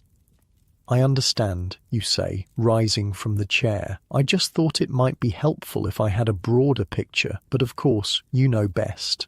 The slight irony in your tone isn't lost on him. his eyes narrow. "Has something happened, Charlotte? You seem different this evening." You think of the afternoon with the Dollar Duchesses, of the freedom to speak your mind, to be called by your name, to be seen as a person rather than a title. "Not at all," you lie smoothly. "I'm simply trying to fulfill my role as Duchess as completely as possible." He studies you for a long moment, then nods. "A commendable goal. Perhaps when you're more settled, we can discuss the broader estate matters. For now, focus on your presentation to the Queen. That's of primary importance." It's a dismissal, gentle but firm. You've been denied, but not definitively. A small victory. "Of course. Good night, Edward." "Good night, Charlotte." You leave his study feeling strangely energized by the encounter. He didn't agree, but he didn't forbid either. More importantly, you asked. You expressed a desire beyond simple compliance. It's a tiny step toward the kind of independence the Dollar Duchesses described, but it's a step nonetheless. Upstairs, as Stevens helps you undress, you catch sight of yourself in the mirror. You look different somehow, still the same face, the same features, but there's something in your eyes that wasn't there before, a spark, a hint of the woman you might become. The garden party at Buckingham Palace looms just days away. The Queen, the ultimate arbiter of social acceptance, waits to pass judgment on yet another American bride. But now, instead of dread, you feel a flicker of determination. You will meet the Queen, not just as the Duchess of Harrington, but as Charlotte, a woman finding her own path in this strange new world.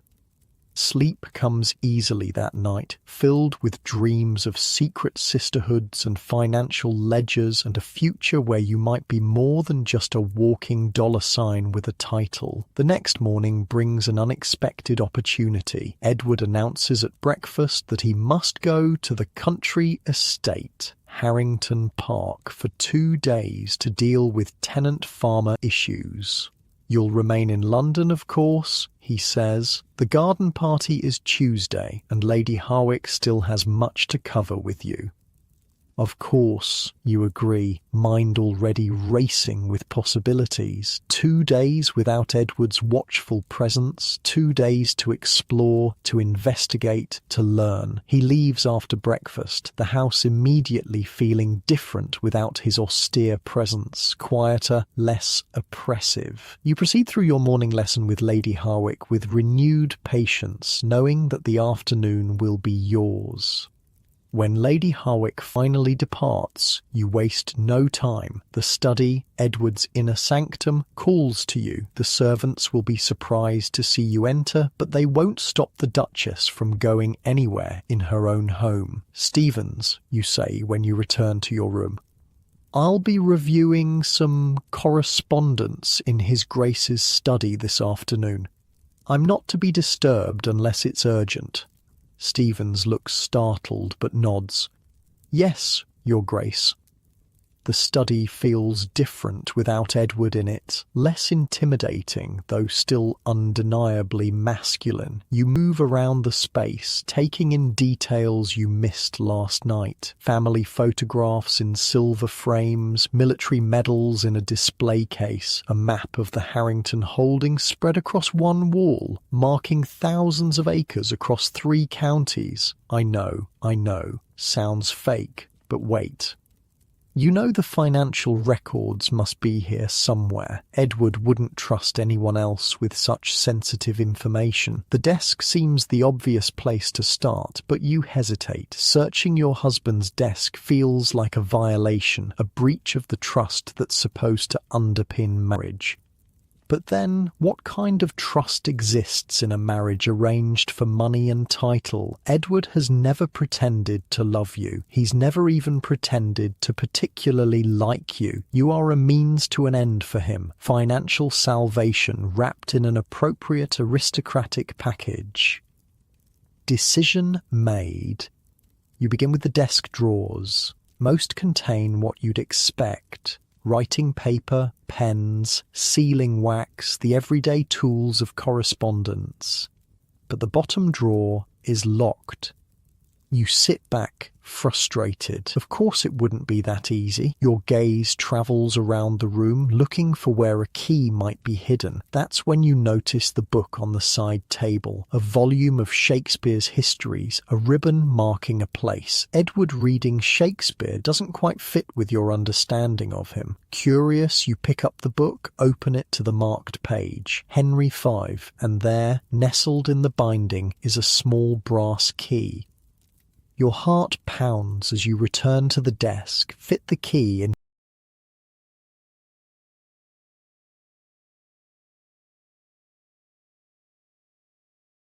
the lock of the bottom drawer. It turns with a soft click and the drawer slides open to reveal several leather-bound ledgers. You lift them out with trembling hands, open the topmost one on the desk. Column after column of figures stretches across the pages. Income, expenditures, investments, loans. The financial anatomy of the Harrington estates laid bare.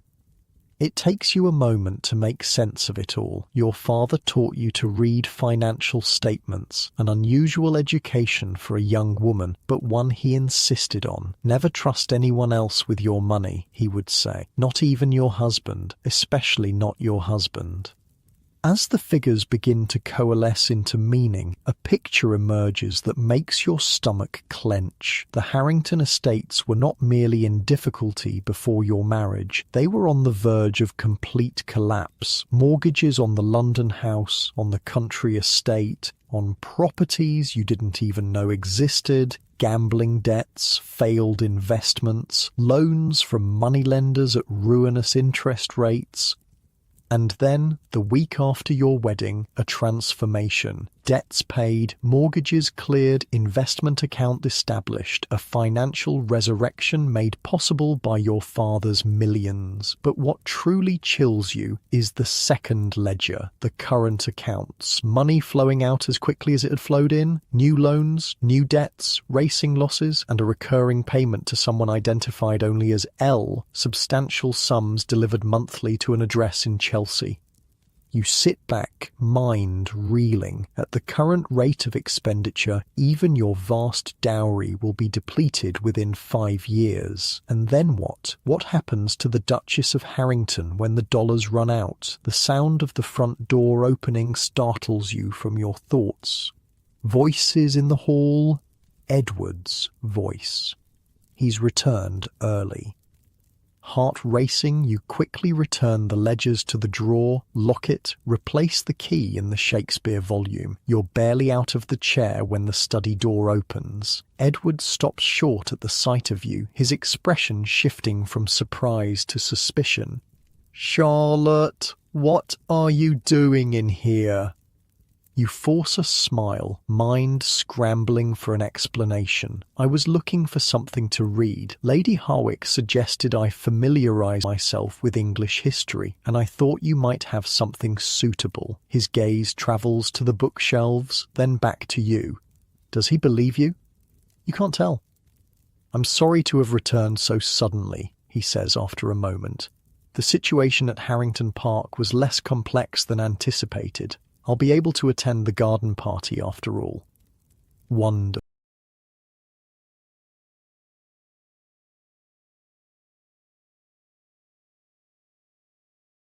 You manage to say. "I'm glad you'll be there." You move towards the door, eager to escape before he notices anything amiss. But he blocks your path, studying your face with an intensity that makes your pulse quicken. "Are you quite well, Charlotte? You look flushed."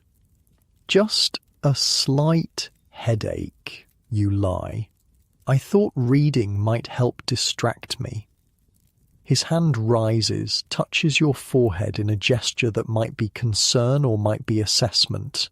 You don't feel feverish. Perhaps you should lie down before dinner. "Yes, I think I will. Excuse me." He steps aside, allowing you to pass, but his gaze follows you out of the room. You can feel it between your shoulder blades, questioning, evaluating. In your bedroom, you sink onto the edge of the bed, mind still processing what you've discovered. The Harrington finances precarious despite your dowry, the mysterious payments to L, the rate at which your father's millions are vanishing. Knowledge is power, Catherine had said. Now you have knowledge. The question is, what will you do with it? You think of the dollar duchesses, each finding her own way to navigate the treacherous waters of aristocratic marriage. Clara, who took control of her husband's finances. Emma, who threatened to cut off funds from America. Catherine, who speaks of strategy and independence. You are not just a dollar duchess. You're Charlotte Miller from New York. Your father taught you about business, about finance, about protecting what's yours, and somewhere beneath the layers of silk and title and expectation, that woman still exists. The garden party looms just days away. The Queen waits to evaluate you, to decide if you're worthy of the aristocratic world you've been thrust into. But now there's a new urgency to your situation. It's not just about social acceptance anymore, it's about survival. Because one thing is now abundantly clear. The Harrington legacy may have stood for 800 years, but without your American dollars, it won't stand much longer. And if Edward is already burning through your dowry at this rate, what will be left for you if things go wrong? What safety net exists for an American duchess whose usefulness has been exhausted? These questions swirl in your mind as you prepare for dinner, as you smile and converse and pretend that nothing has changed. But everything has changed. You've glimpsed behind the curtain of aristocratic splendor to the desperate reality beneath. And now, like the dollar duchesses before you, you must decide how to use that knowledge to carve out a place for yourself in this glittering, treacherous world. The day of the garden party dawns bright and clear, as if even the notoriously fickle English weather knows better than to disappoint the Queen. You've barely slept, your mind still churning with financial revelations and unanswered questions. Who is the mysterious L receiving monthly payments? Why is Edward burning through your dowry so quickly? And most importantly, what can you possibly do about it? But those questions must wait. Today belongs to Queen Victoria and the performance of a lifetime. The ritual of dressing begins hours before you're due at Buckingham Palace. Stevens and two other maids flutter around you like anxious birds, washing, powdering, lacing, arranging. The garden party dress, cream silk with delicate embroidery, modest yet undeniably elegant, is lowered carefully over your head, adjusted until it falls in perfect lines. Your hair is twisted and pinned until your scalp aches, adorned with tiny pearl combs that belong to some long-dead Harrington duchess. "You look beautiful, Your Grace," Stevens says, standing back to assess the final result. In the mirror, a stranger stares back at you, poised, polished, perfect. A proper English duchess with no hint of the turmoil beneath the surface. No sign of the woman who spent yesterday piecing together her husband's financial deceptions. Edward appears in the doorway, resplendent in formal morning dress, his expression unreadable as he surveys you. "Satisfactory," he pronounces, which you've learned is high praise indeed. The carriage is waiting. On the ride to Buckingham Palace, he reviews protocol for the 1,000th time. "Remember, it's Your Majesty" for the first address, "Ma'am" thereafter. Curtsy deeply but not extravagantly. Speak only when spoken to. Keep your answers brief and deferential. "I remember," you say, fighting the urge to snap that you're not a child or an idiot. "Lady Howick has drilled these rules into you for days. I won't embarrass you." He glances at you sharply. "This isn't about embarrassment, Charlotte. It's about establishing our position. The Queen's favour is essential to..." The Harrington legacy, you finish mentally. I understand, you say aloud. I know my role. And you do. Your role is to charm the Queen, to secure the social position that Edward needs to maintain his status, to be the perfect Duchess while he squanders your father's millions on God knows what or who. The carriage joins a procession of others approaching the palace, a glittering parade of aristocrats in their finest, all vying for the same royal approval. Footmen in royal livery direct vehicles through the gates, through a courtyard, to a sprawling garden where marquees dot the lawns, and a military band plays in the distance. "Remember," Edward murmurs as he helps you from the carriage, "the Queen notices everything." The gardens are a carefully orchestrated tableau of power. Hundreds of guests mill about in their finery, divided into distinct social clusters that you can now recognise after weeks of Lady Howick's instruction. The highest aristocracy here, political figures there, diplomats in their own enclave, social climbers hovering at the edges of more established groups.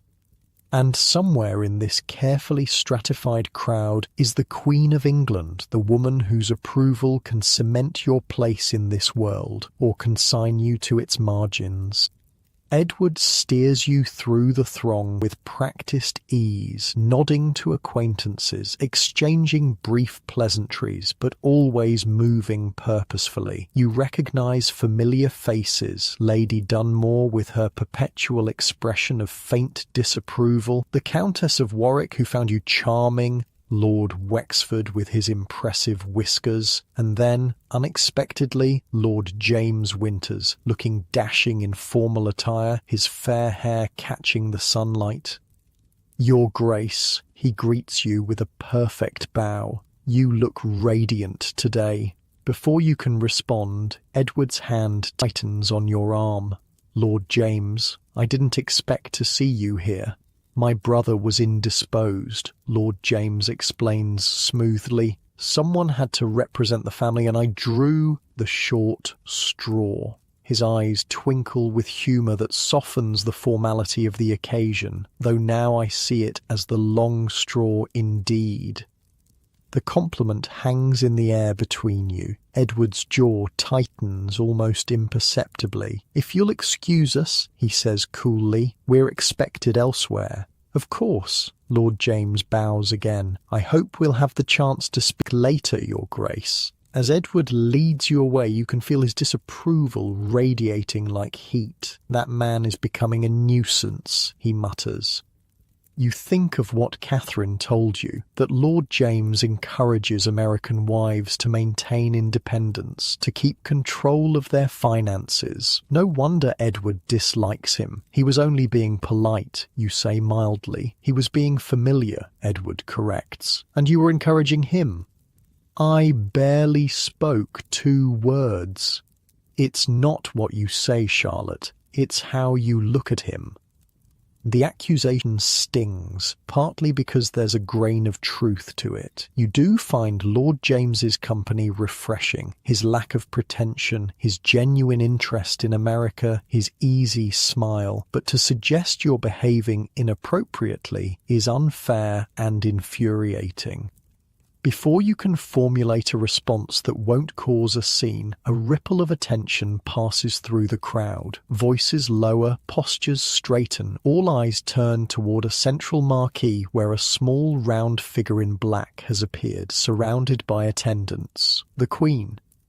"Come," Edward says, all other concerns forgotten in the face of this crucial moment. "She's receiving now."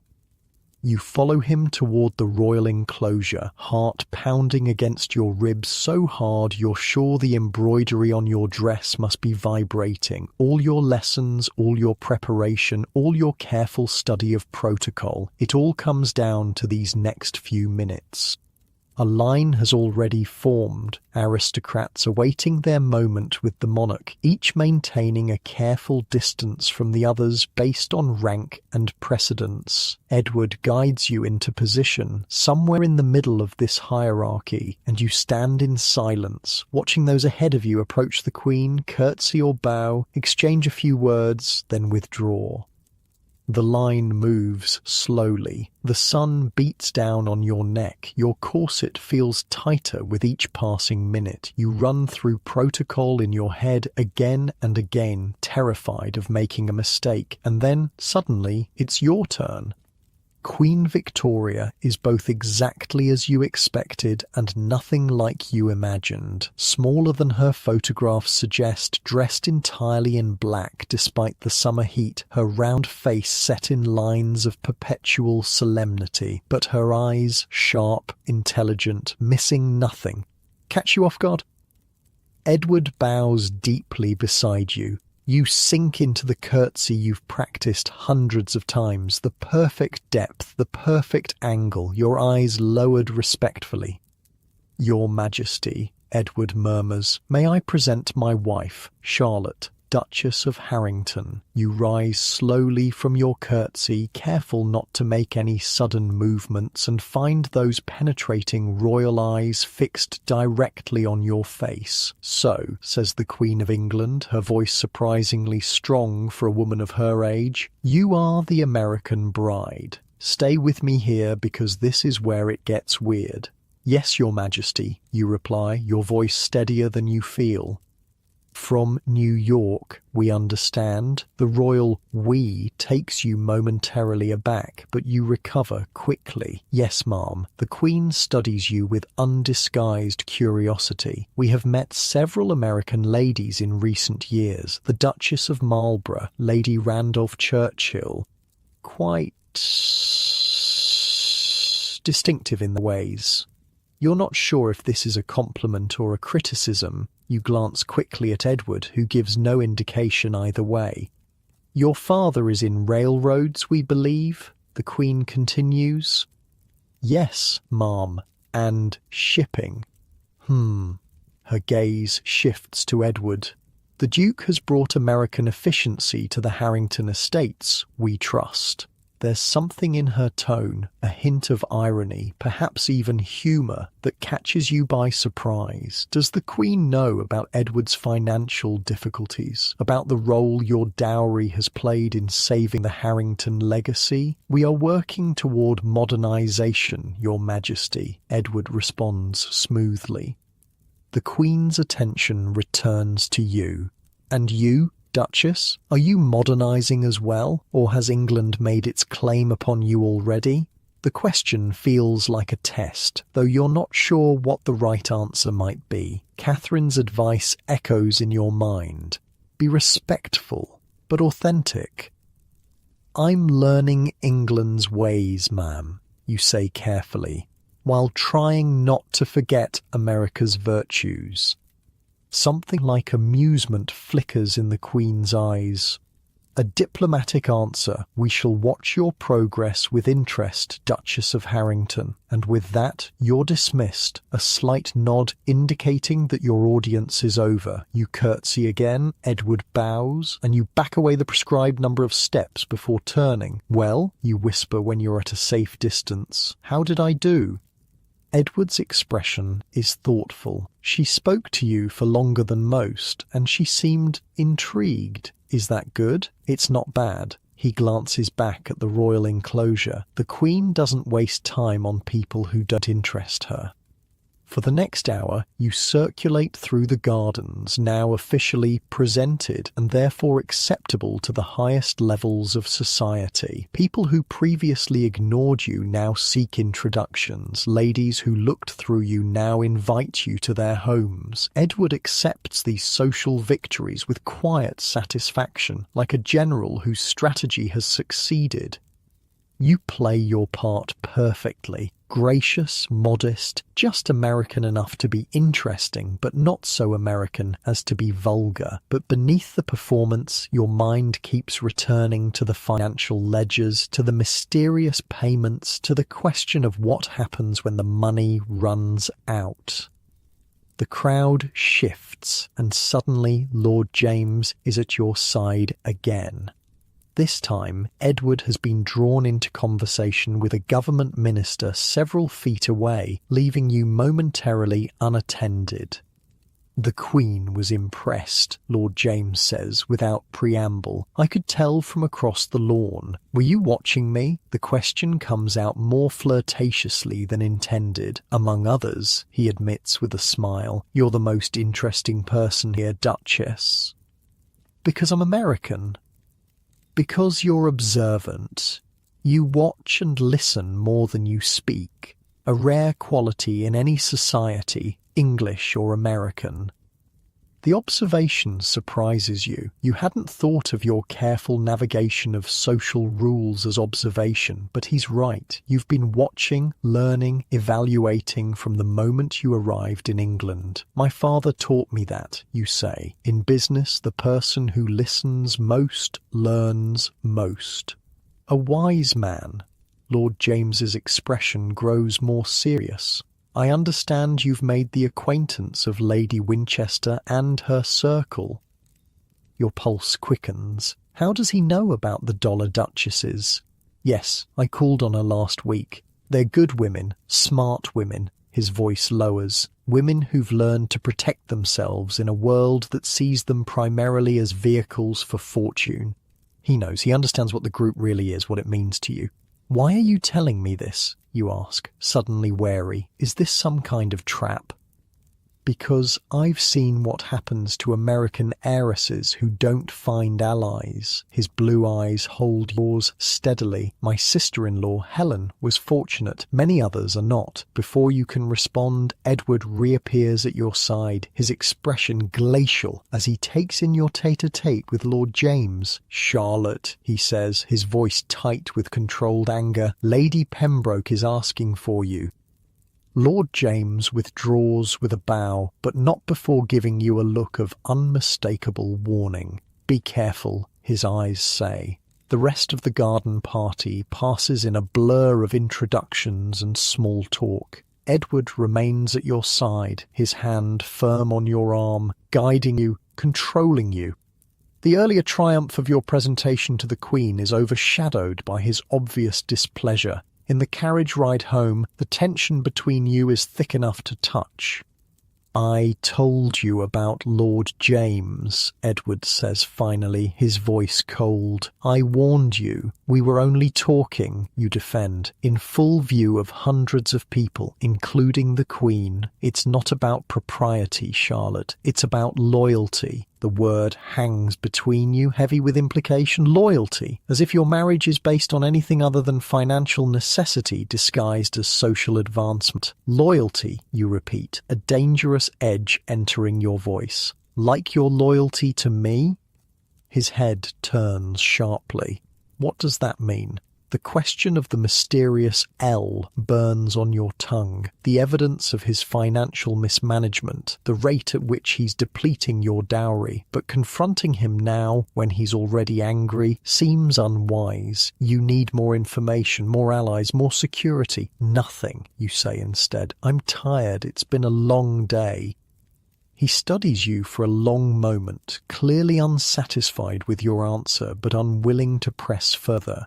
Yes, it has, but a successful one. The Queen's interest is a significant advantage, always calculating, always measuring advantage and position, never simply experiencing a moment for what it is. When you arrive home, you retreat to your room, claiming fatigue. In truth, you need space to think, to plan. The garden party has shifted your position in society. You're now officially accepted, presented, approved by the highest authority. But it's also brought new complications. Edward's suspicion, Lord James's warning, the knowledge that your financial situation may be even more precarious than you realized. Tomorrow is Friday. The Dollar Duchesses will meet again, and this time you have questions that go beyond social survival. You need to know how the others have protected themselves, their money, their futures, because one thing is becoming increasingly clear. In this world of aristocratic privilege and ancient names, an American duchess is only as valuable as the fortune she brings. And when that fortune is gone, what remains? Sleep eludes you that night, your mind too full of questions and possibilities. By morning, you've made a decision. You need more information before confronting Edward. You need to understand exactly what you're facing and what options you have. At breakfast, he seems to have set aside his anger from yesterday, discussing the garden party with satisfaction. The Queen's interest has already borne fruit, he tells you. We've received invitations to 3 events that would have been closed to us before, including a weekend at Chatsworth with the Duke and Duchess of Devonshire. The Devonshires, among the highest aristocracy, their approval a significant social victory. You should feel triumphant. Instead, you feel like a pawn being moved across a chessboard. When? You ask, trying to sound appropriately impressed.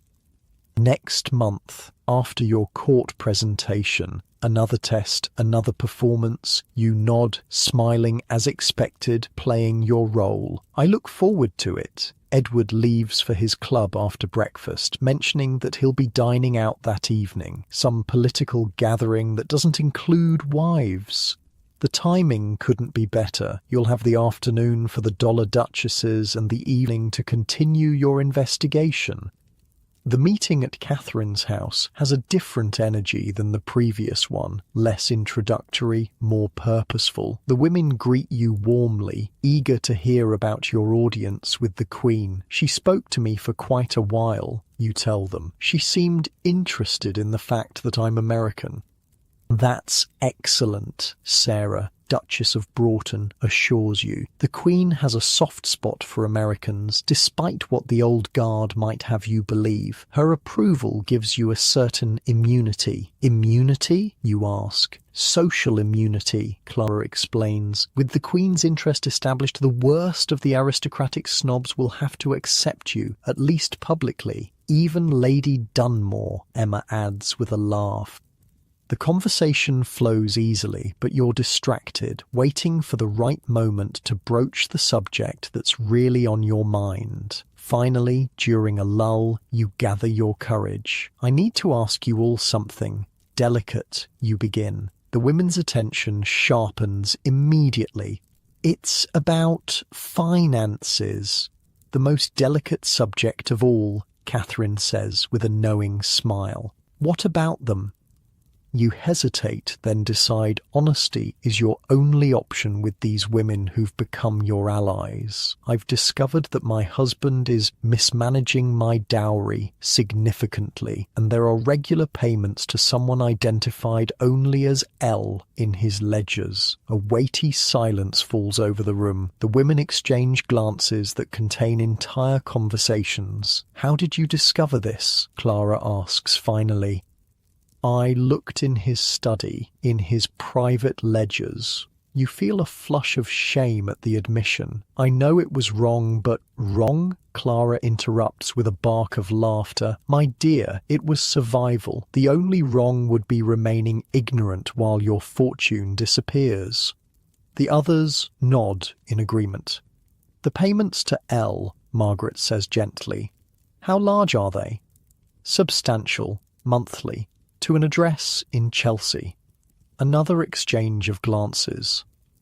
A mistress, Louisa says bluntly, almost certainly. The word lands like a physical blow, though you've half suspected it. A mistress, a woman Edward is supporting with your money while he lectures you about loyalty and proper behaviour. I'm sorry, Charlotte, Catherine says, reaching for your hand. It's unfortunately common. Many of the English lords see marriage as a financial arrangement and seek companionship elsewhere. while expecting their wives to remain unimpeachably faithful, Clara adds bitterly. The unfairness of it burns in your chest. What can I do? That depends, Emma says carefully, on what you want. Do you want to stop the payments, confront him, or secure your own position regardless of his activities?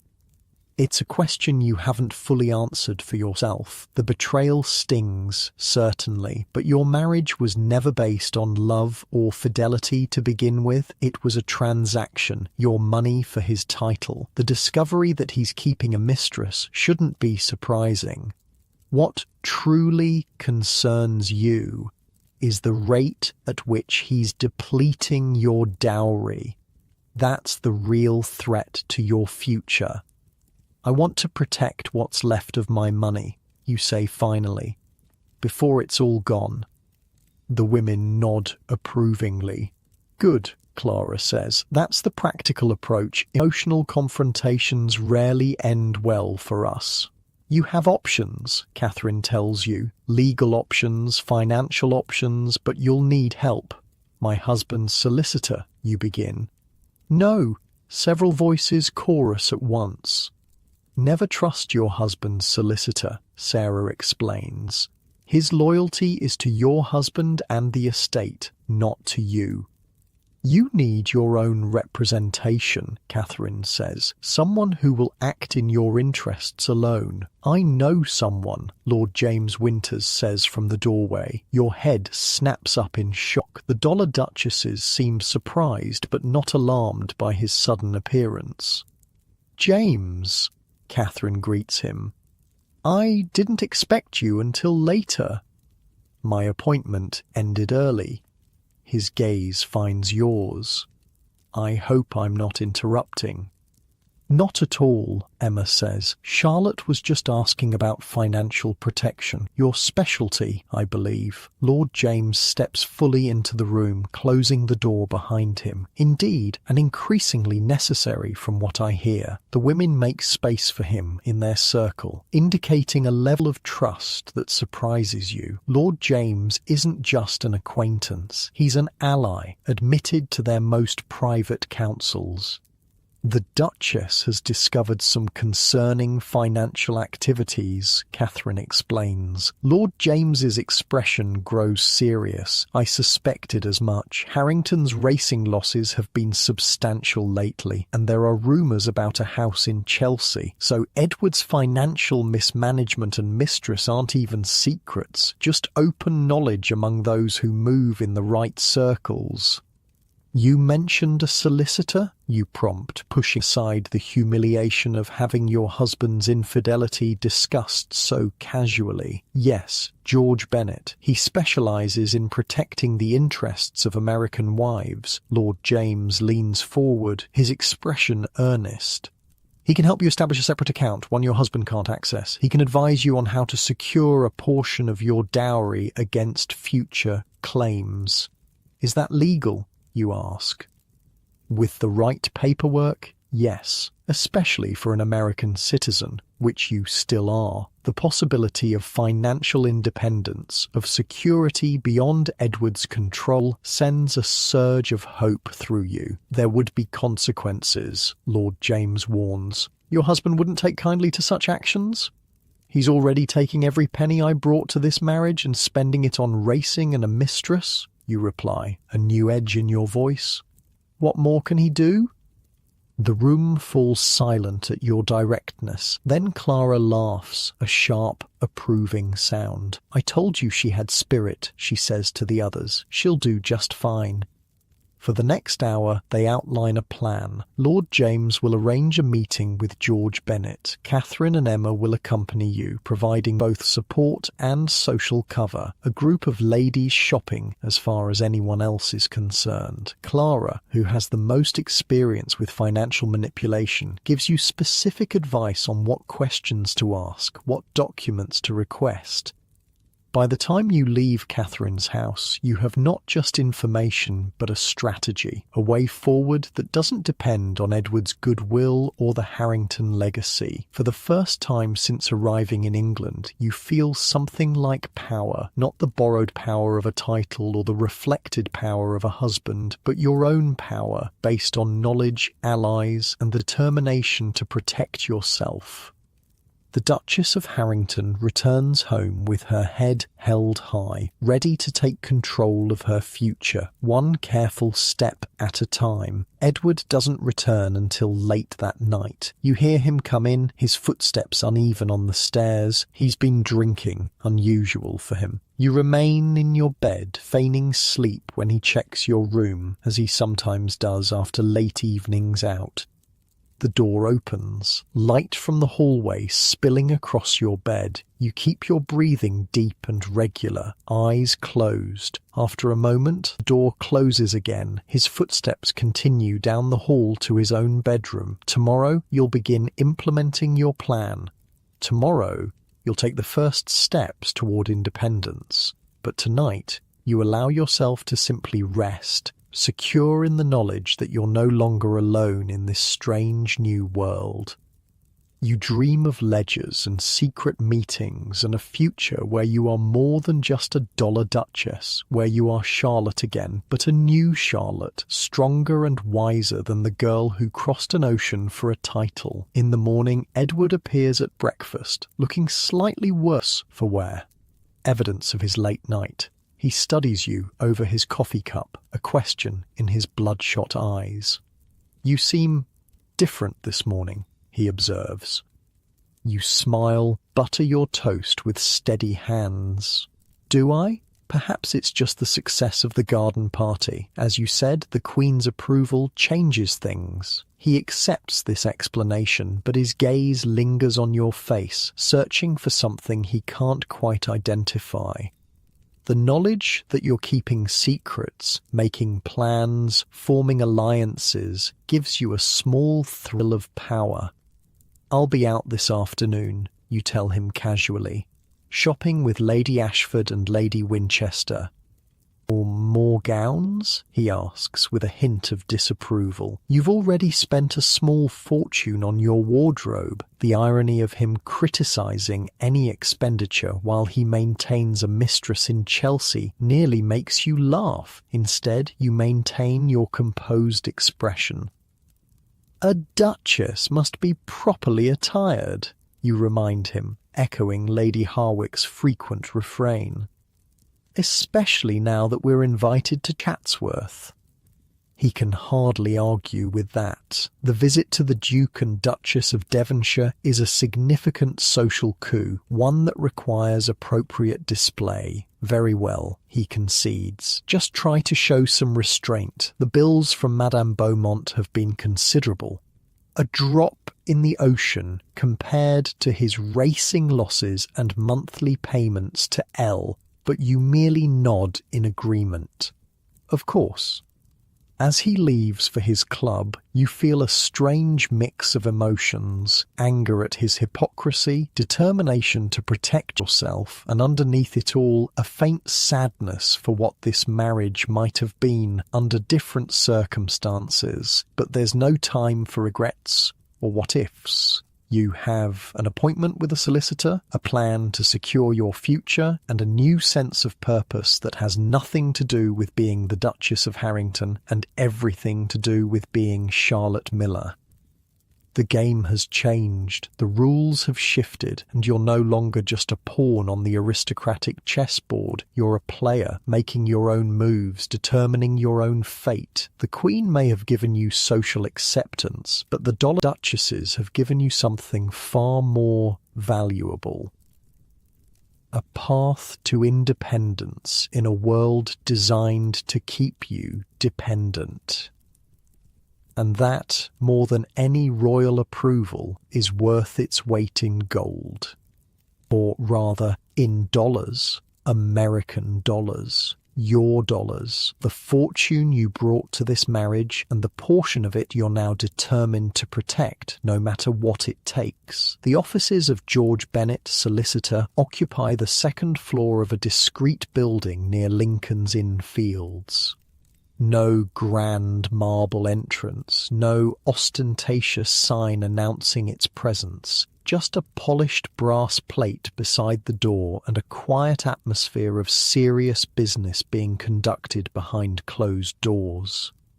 Catherine and Emma flank you as you climb the narrow staircase, their presence both comforting and protective. To anyone observing, you're simply three ladies taking tea after a shopping expedition. The hat boxes and parcels you carry, purchased hastily at Liberty's as cover, complete the illusion. The man who rises to greet you is not what you expected. George Bennett is younger than you anticipated, perhaps 40, with intelligent eyes behind wire-rimmed spectacles and the brisk manner of someone who values efficiency over ceremony. "Your Grace," he says, bowing slightly. "Lady Ashford, Lady Winchester, please be seated." The office is small but well-appointed, lined with law books and filing cabinets. No ostentation, just the tools of his trade and a desk piled with neat stacks of documents. "Lord Winters has explained your situation in general terms," Bennett continues once you're settled. "But I'll need specifics to advise you properly." You glance at Catherine, who nods encouragingly. Emma reaches over to squeeze your hand briefly. With their silent support, you begin to explain the dowry, the financial ledgers you discovered, the rate of expenditure, the mysterious payments to L. Bennett listens without interruption, occasionally making notes on a pad before him. His expression reveals nothing, neither shock nor judgment. "A not uncommon situation, unfortunately," he says when you finish. "The law generally favours husbands in matters of marital finance, but there are strategies available, particularly for American wives." "What kind of strategies?" you ask. "That depends on your goals, Your Grace." "Are you seeking divorce?" The question catches you off guard. Divorce. The nuclear option, a social catastrophe that would destroy your position and possibly send you back to America in disgrace. "No, at least not at present." Bennett nods, as if this is the answer he expected. "Then what we're discussing is financial protection, securing a portion of your assets beyond your husband's control, creating a safety net should circumstances deteriorate." You think of the ledgers, of the rapidly diminishing fortune, of the monthly payments to the mysterious L in Chelsea. "Yes, that's exactly what I want." "Good. Direct and practical." Bennett adjusts his spectacles. "Here's what can be done." What follows is a crash course in financial self-defense. Bennett explains the legal mechanisms available: separate accounts in American banks, investments in your name alone, trust arrangements that would protect a portion of your wealth for your future children while still allowing you access to the income. "Your father's settlement," he asks, "was it structured as a lump sum or as phased payments?" "A lump sum," you reply. "Railroad stock transferred directly to Edward upon our marriage." Bennett frowns slightly. "Less ideal than phased payments, but still workable. Do you maintain banking relationships in New York?" "Yes, my father's bank, merchants and trading." "Excellent. We'll establish a connection with their London correspondent, then transfer funds from the Harrington accounts gradually to avoid raising immediate concerns." He makes more notes. "You'll need to secure at least one of the passbooks for the Harrington accounts. Do you have access?"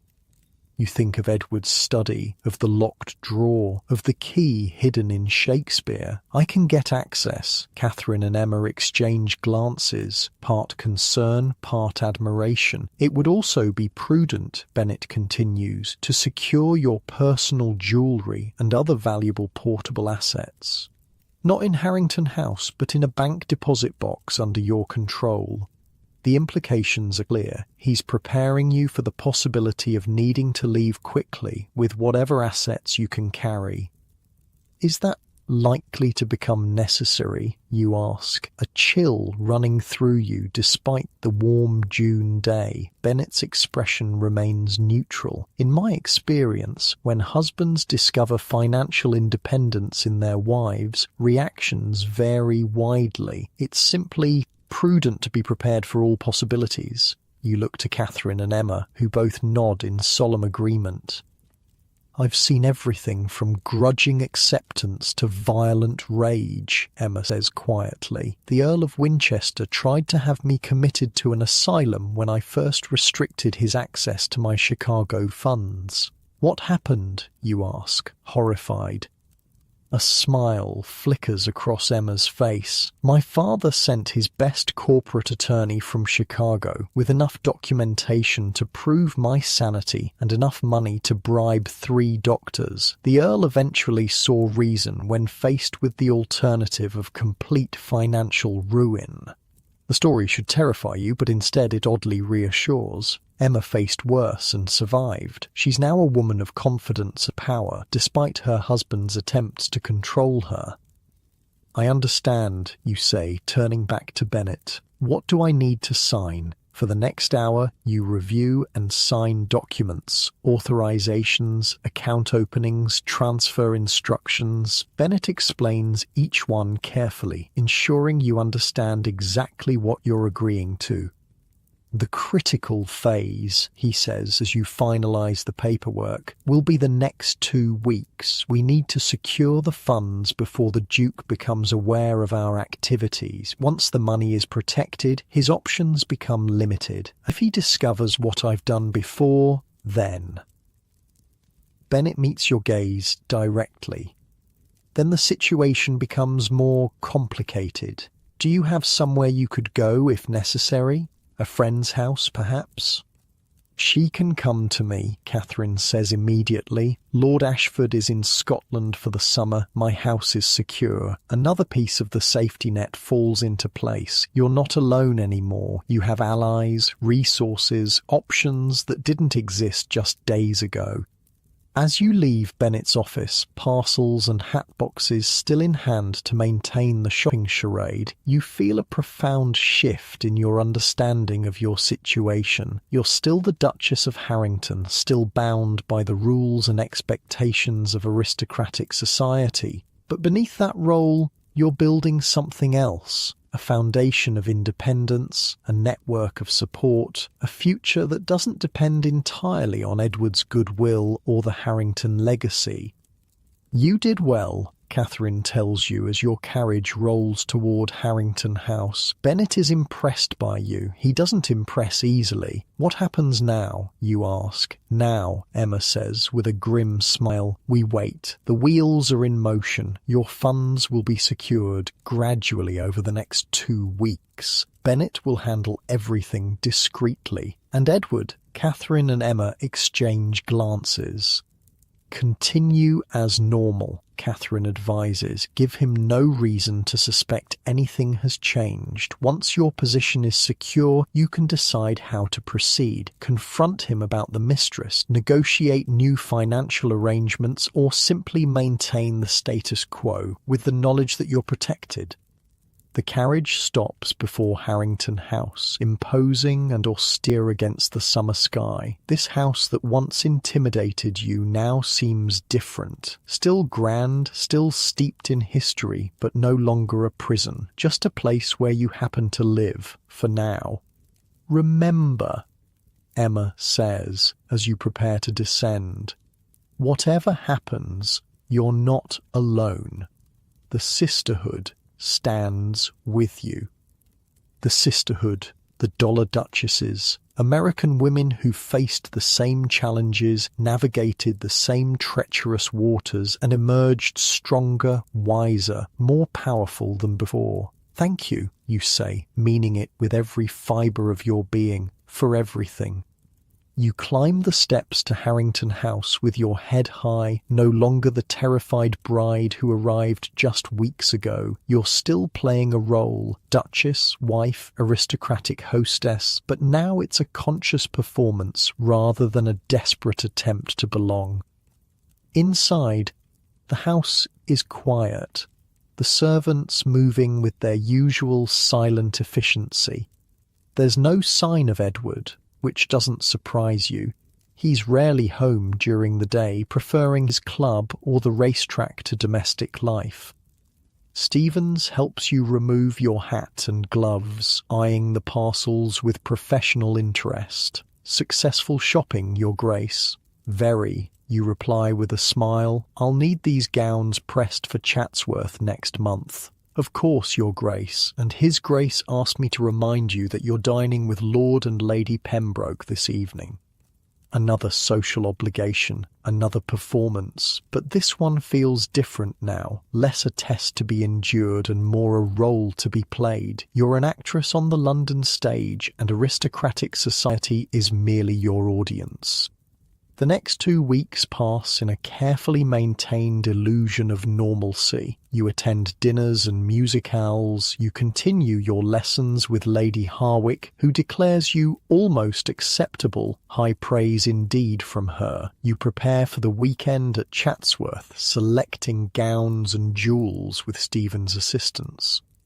Edward notices nothing amiss. He continues his usual routine: breakfast at home, days at his club, or attending to estate business, evenings divided between social obligations with you and engagements you're not invited to. You don't need Bennett's investigation to confirm that many of these solo evenings are spent in Chelsea with the mysterious L. Every few days, Bennett sends discreet updates via Catherine. Funds transferred, accounts established, investments secured. The process is slower than you'd like, but necessary to avoid raising alarms at the bank or with Edward's financial managers. The Friday meetings with the Dollar Duchesses continue, now focused on practical advice for your new circumstances. Clara shares her strategies for managing a household budget independently of her husband. Sarah explains how she maintains social appearances while quietly building her own financial empire. Louisa offers insights on balancing the demands of aristocratic life with personal independence. The trick, she tells you one afternoon over tea at Catherine's house, is to give them what they need: the perfect hostess, the appropriate wife, the social asset, while keeping your true self separate and protected. A performance, you suggest. Exactly. They married the role, not the woman, so give them the role and keep the woman for yourself. It's a strategy born of necessity, of survival in a world that values women primarily as decorative adjuncts to male power. Not ideal, perhaps, but practical, and you're becoming increasingly practical these days. Lord James Winters appears occasionally at these gatherings, always bringing useful information or connections. He's careful to maintain a respectful distance, to give no one reason to question the propriety of your relationship. But there's an undeniable connection between you, a shared perspective, a mutual respect, a friendship that could perhaps be something more under different circumstances. You're not naive enough to imagine a romantic future with him. You're married, bound by law and custom to Edward and the Harrington name. But Lord James represents something important: the possibility of being valued for yourself, not just for your fortune or your title. The weekend at Chatsworth arrives and passes in a blur of aristocratic splendour. The Duke and Duchess of Devonshire preside over a gathering of the highest echelon of society. Politicians, artists, fellow aristocrats. You navigate this rarefied world with growing confidence. No longer the uncertain American bride, but the Duchess of Harrington, secure in her position.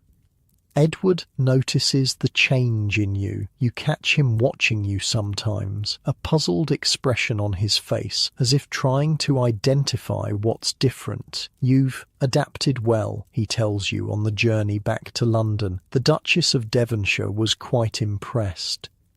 Thank you, you reply, accepting the compliment with the quiet confidence that's becoming your hallmark. It helps to understand the rules of the game. He raises an eyebrow at your choice of words. Game? Society, you clarify with a smile. It's all about knowing one's role, isn't it? He studies you for a moment longer, then nods slowly. Yes, I suppose it is. The final pieces of your financial protection fall into place in late July. Bennett sends confirmation via Catherine. Nearly half of your dowry has been secured in accounts beyond Edward's reach. Not the entire fortune, but enough to ensure your independence if necessary. The time has come to decide your next move. Confront Edward about the mistress, negotiate new financial arrangements, maintain the status quo with your newfound security as a private triumph. The decision is made for you on a rainy Tuesday afternoon when Edward returns home unexpectedly, his expression thunderous, a telegram clutched in his hand. What is the meaning of this? He demands, storming into the morning room where you're reviewing household accounts with Mrs. Hughes. Mrs. Hughes withdraws immediately, closing the door behind her. You remain seated, outwardly calm despite the racing of your heart. The meaning of what, Edward? He slaps the telegram down on the table before you. It's from his bank, expressing concern about unusual transfer patterns from the Harrington accounts and requesting an urgent meeting. So, the moment of truth has arrived, sooner than you'd hoped, but not entirely unexpected. Ah, you say, keeping your voice steady. I see they've noticed. Noticed? His voice rises in disbelief. Noticed what exactly? What have you done, Charlotte? You meet his gaze directly, drawing strength from the knowledge that you're protected now, that you have options beyond simply submitting to his anger. I've secured my future, you reply. A portion of my dowry has been transferred to accounts in my name. The colour drains from his face, then returns in a flush of rage. You had no right, I had every right, you interrupt, surprising both him and yourself with your firmness. It was my money, Edward, my father's fortune that saved the Harrington estates from complete collapse. He stares at you, momentarily speechless at your directness. Who told you? He stops, understanding dawning in his eyes. You went through my private papers.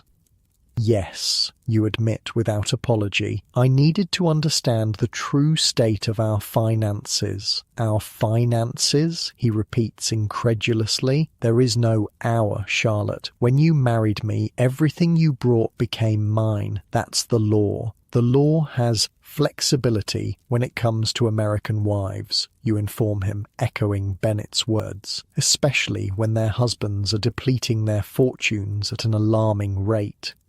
His face darkens further. Is this Winter's doing? Has he been filling your head with ideas? This is my doing, you correct him. My decision, my future. Edward begins to pace, running a hand through his hair in agitation. Do you have any idea what you've done? The scandal, if this becomes known. It won't become known unless you choose to make it so, you point out calmly. I have no intention of making our financial arrangements public. Do you? The question stops him short. Of course he doesn't want a public scandal. His position, his precious legacy depends on maintaining appearances. What do you want? He asks, finally, his voice cold. Is this some kind of blackmail? You almost laugh at the irony. No, Edward. This is self-preservation. I've seen the ledgers. I know how quickly you're burning through my dowry. I know about the racing losses, the failed investments. I know about the house in Chelsea. His head snaps up at the last reference. What do you know about Chelsea? Enough, you say simply. I'm not asking for a divorce. I'm not threatening to expose anything. I'm simply securing my future. And incidentally, yours. Because when the money runs out, what happens to the Harrington legacy then? It's a question he's clearly been avoiding, and it lands like a blow. He sinks into a chair, the anger draining from him, replaced by something that might almost be respect. What exactly have you done? He asks after a long silence. Secured approximately half of my dowry in separate accounts, you explain. The income remains available for appropriate Harrington expenses, household costs, necessary estate improvements, legitimate business ventures, but not for gambling, not for personal entertainment in Chelsea. His mouth tightens at your bluntness, but he doesn't deny the implications. And the other half? He inquires with forced casualness. Remains under your control for now. Consider it a gesture of goodwill. In truth, Bennett hadn't been able to secure more than half without raising too many red flags. But Edward doesn't need to know that. You've changed, he observes after studying you for a moment. Is this Sommerson the girl who arrived from New York? No, you agree. It isn't. Another long silence falls between you, the tick of the mantel clock the only sound in the room. Finally, Edward speaks. What happens now? It's a reasonable question. What does happen now? You've secured your financial position, confronted the reality of your marriage, established your independence, but you're still the Duchess of Harrington, still bound to this man and his legacy, at least in the eyes of society. Now we continue, you say simply. You as Duke, me as Duchess. We maintain our social obligations, our public roles. We build the Harrington position as we've been doing. And privately? You consider this carefully. What do you want from this marriage beyond security? Certainly not love. That possibility vanished the moment you discovered the mistress in Chelsea. Not even particular affection. Edward has never shown much interest in you as a person, only as an asset. Privately, we establish new boundaries, you decide. I won't interfere with your personal affairs as long as they remain discreet. In return, I expect the same courtesy regarding my friendships and financial decisions. Friendships, he repeats, a hint of his earlier suspicion returning. With Winters? You meet his gaze steadily. My friendship with Lord James is entirely proper. It will remain so. But yes, I consider him a friend, along with Lady Ashford, Lady Winchester, and others who have helped me adjust to life in England. Edward's jaw works as he processes this. You can almost see the calculations running behind his eyes. The scandal of confrontation versus the benefits of accommodation, the cost of fighting you versus the advantage of compromise. And if I refuse these terms, he asks finally, then we have a problem, you reply calmly, one that would benefit neither of us. Another long moment of silence. Then, surprisingly, Edward laughs, a short, genuine sound of reluctant admiration. You would have made a formidable businessman, Charlotte. I learned from my father, you remind him. He didn't raise me to be decorative, despite what you and Lady Howick might prefer.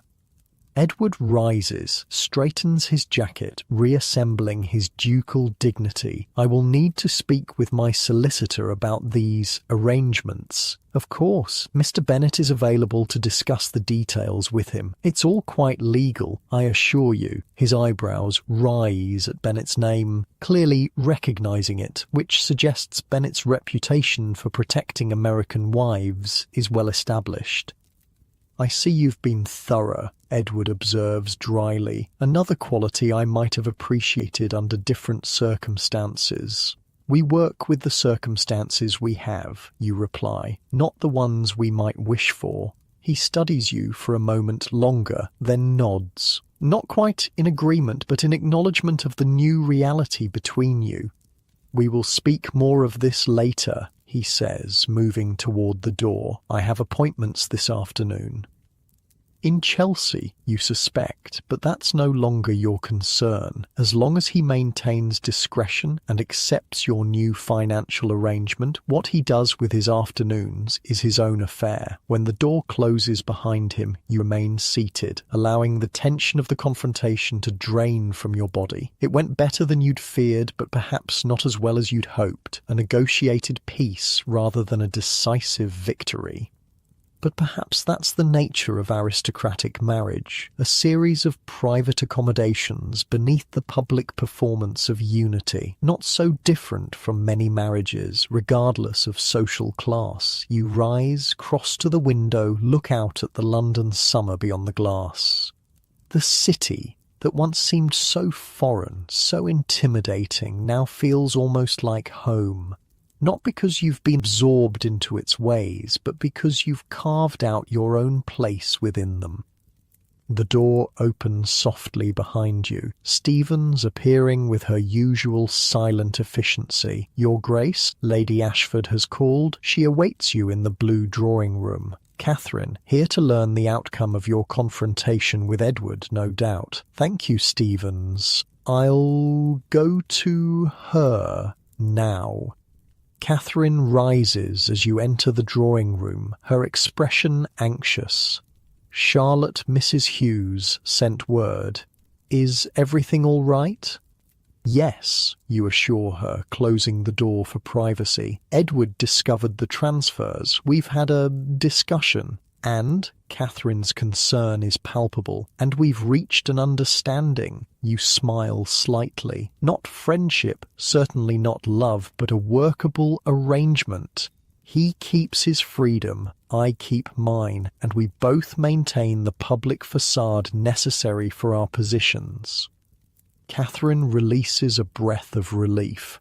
That's better than many achieve. Some husbands never accept any degree of independence in their wives. Edward is practical, if nothing else, you observe. He knows his lifestyle depends on maintaining at least some access to my fortune. Complete rupture would benefit neither of us. Catherine studies you with a mixture of pride and wonder. Look at you. 6 weeks ago, you were a terrified bride in a strange country. Now you're negotiating terms with a duke. The observation makes you laugh. A significant transformation, I suppose.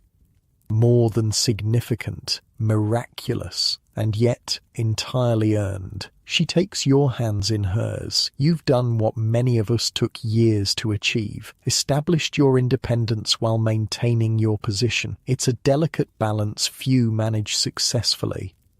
Later that evening, after Catherine has gone and the house has settled into its nighttime rhythms, you sit at your dressing table as Stevens brushes your hair for bed. The familiar ritual is soothing after the emotional turbulence of the day. "Will there be anything else, Your Grace?"